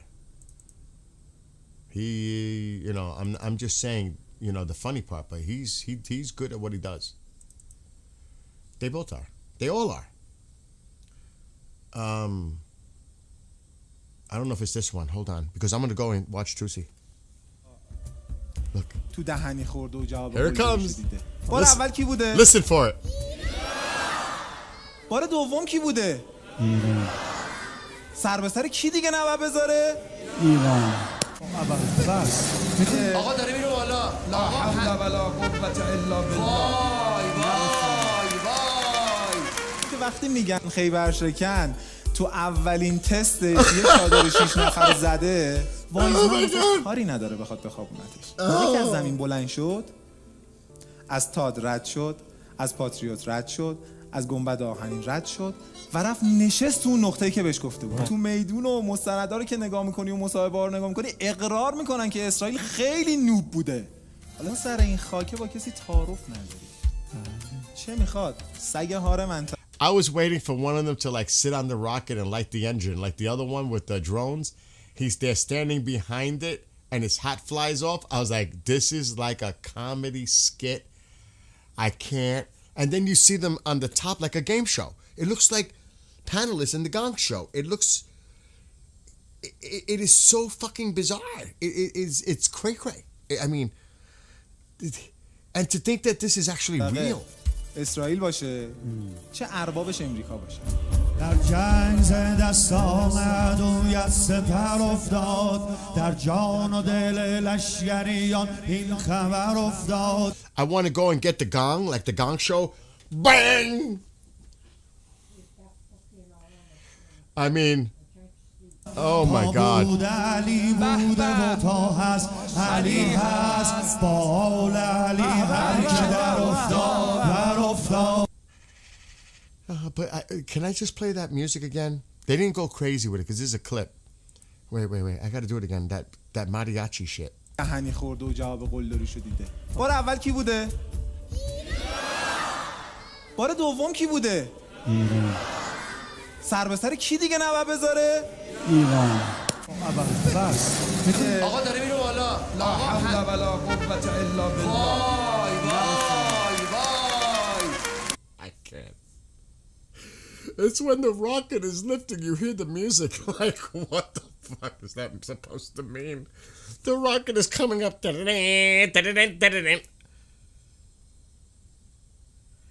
is, tell me that's not bizarre. I mean, oh my God. Oh, I can't do it. I can't. And when they're just cracking up laughing, oh my gosh, I lose it. For real, that's for real. That is for real. They sound like lawnmowers. Tuesday's live in 20. That's what I said with the ride the missile. That's what I was thinking of, a James Bond. Oh my God. Oh. It's almost like a Wile E. Coyote Roadrunner. The missile goes off and it just starts spinning in the room and they're all running for their lives. Oh my God, could you imagine? Oh, I'm losing it. I think I'm tired. I think. Could you imagine? Oh, yeah. So that's the kind of nonsense we gotta deal with. Things like that. So yeah. And you know, I've been trying to tell. People even here have been trying to tell them. You know, I've been writing some songs too. I'm not trying to push my stuff, but you know, my songs aren't so bad either. I'm just Acme Missile Court. Oh my God, I gotta stand up because my back is killing me. Acme, yeah. Somebody should make a video like that, seriously, and put Acme on the side, and somebody should definitely do something like that. Oh, that's a great idea. Or put like a little mini me standing next to a missile. Oh, let me stop. I'm gonna lose it. I know I'm gonna lose it right now. Oh my God. I gotta calm down. And by the way, living in New Mexico, let me tell you, the Roadrunner is about the stupidest bird in the world. Oh, wait a minute. I seen a Roadrunner in New Mexico, in Roswell. It was right next to my table. I never saw one in my life. Now that you say that, when I was in Roswell, at the hotel, I seen it. I never seen one in my life. One walked up to my feral cat. She was so shocked. She didn't kill it. The cat, oh my God. The cat was like, what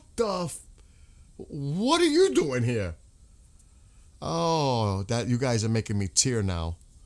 I can't even look at chat I got to get serious before I watch Tusi. Oh my God, my eyes tearing. Commercial air traffic in Iran seems quieter. It's not. Believe me, if you go back and time lapse it, remember, it's late already. I've been watching this for weeks. This is not unusual. It's not. Who's saying this? B1? Oh my gosh. Oh. It's almost like what is it? Stop the pigeon, stop the pigeon. That's a cartoon from years ago. You guys wouldn't know. It's like 3 a.m., yeah. What's up, Tom? Anyway, how long before Tusi? 20, what is it? 23:15? So that's 6:15 for me. So he's on in 20? Am I getting that right? I have to prepare some food. I like to sit down, have some food in front of me, and because I don't eat hardly when I'm doing my stream. I like to sit down. For some reason, Tusi's the only time I get to eat food. And I'm not even joking. I did it this morning, Oh my God, I'm going to do it again.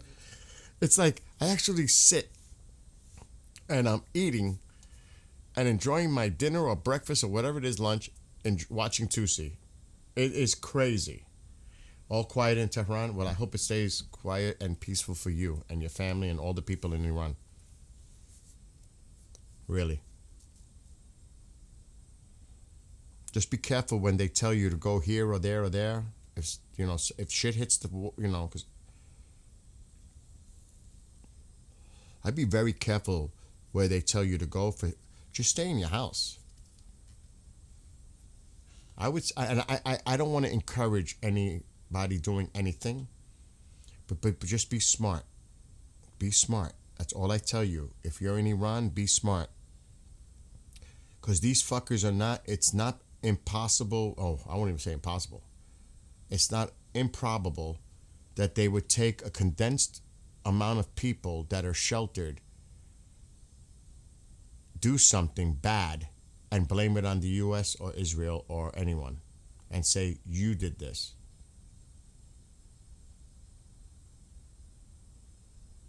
I wouldn't trust them for zero. Oh yeah, we have shelters open. We have A, B, C, D. You can go to these shelters. If I wouldn't trust that shit for nothing. I'll take my chances in my house. Exactly, Smokey. I'm with you. Well, I'm telling you, have hope. Keep the hope. I know that's easy for me to say.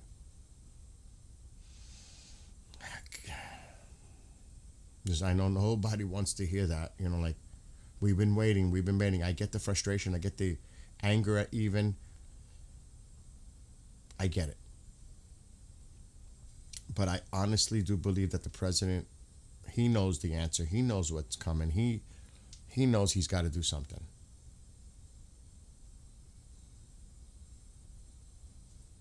It's not Vance. Vance swayed back.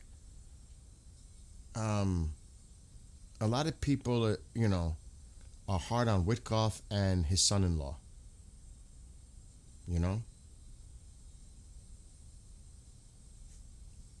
So, but that's, I get that part. Like, a lot of people are like, Lindsay, shut the hell up. Stop being a warmonger. I get it. I'm even like, Lindsay, chill. Chill. Let the president take the lead. Stop saying shit. You're not helping. You're not. Some of the things he's saying is not helpful. Better not to say nothing at all than say some things he's saying. I'm being honest. There's hope. I truly, in my heart, emotionally, but also in my mind, thinking, the president's going to act. Now, on what scale, what targets, what the plan is, that I can't tell you. Nobody would know.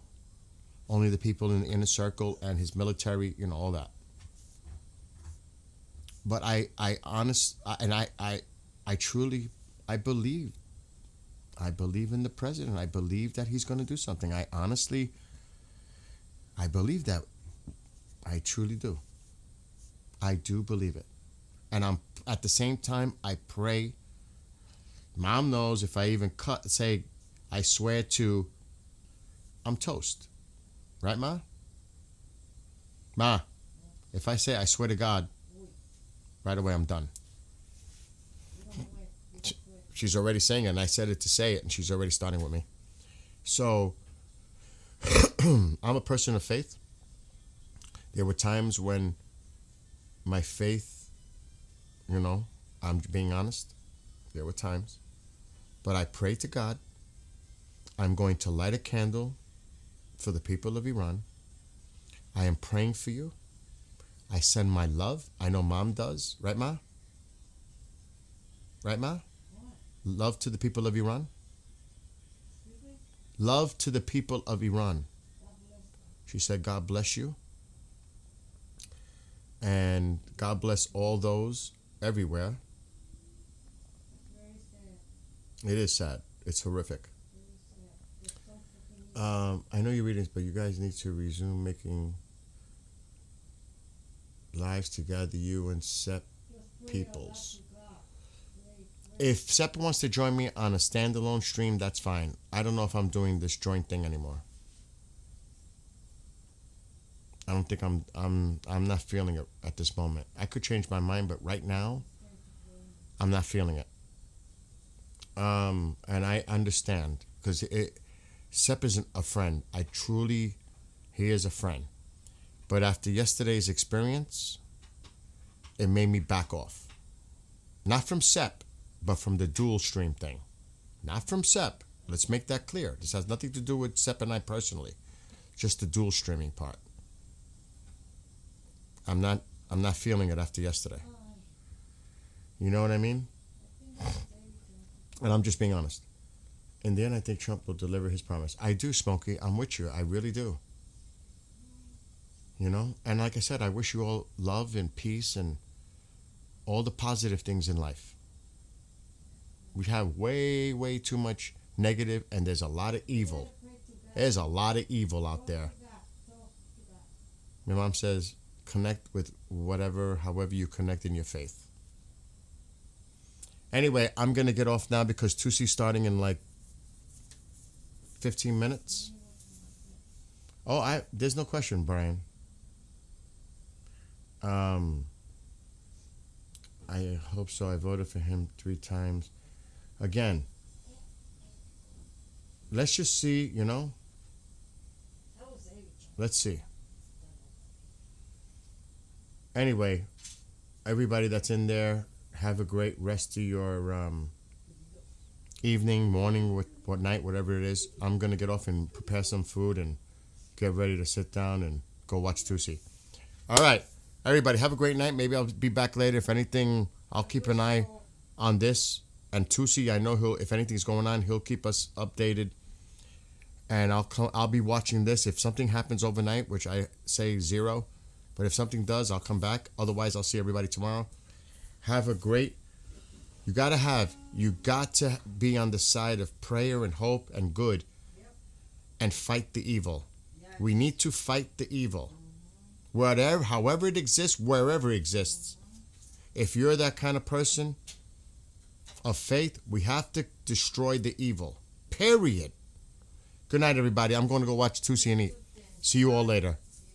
Maybe I'll see some of you over there.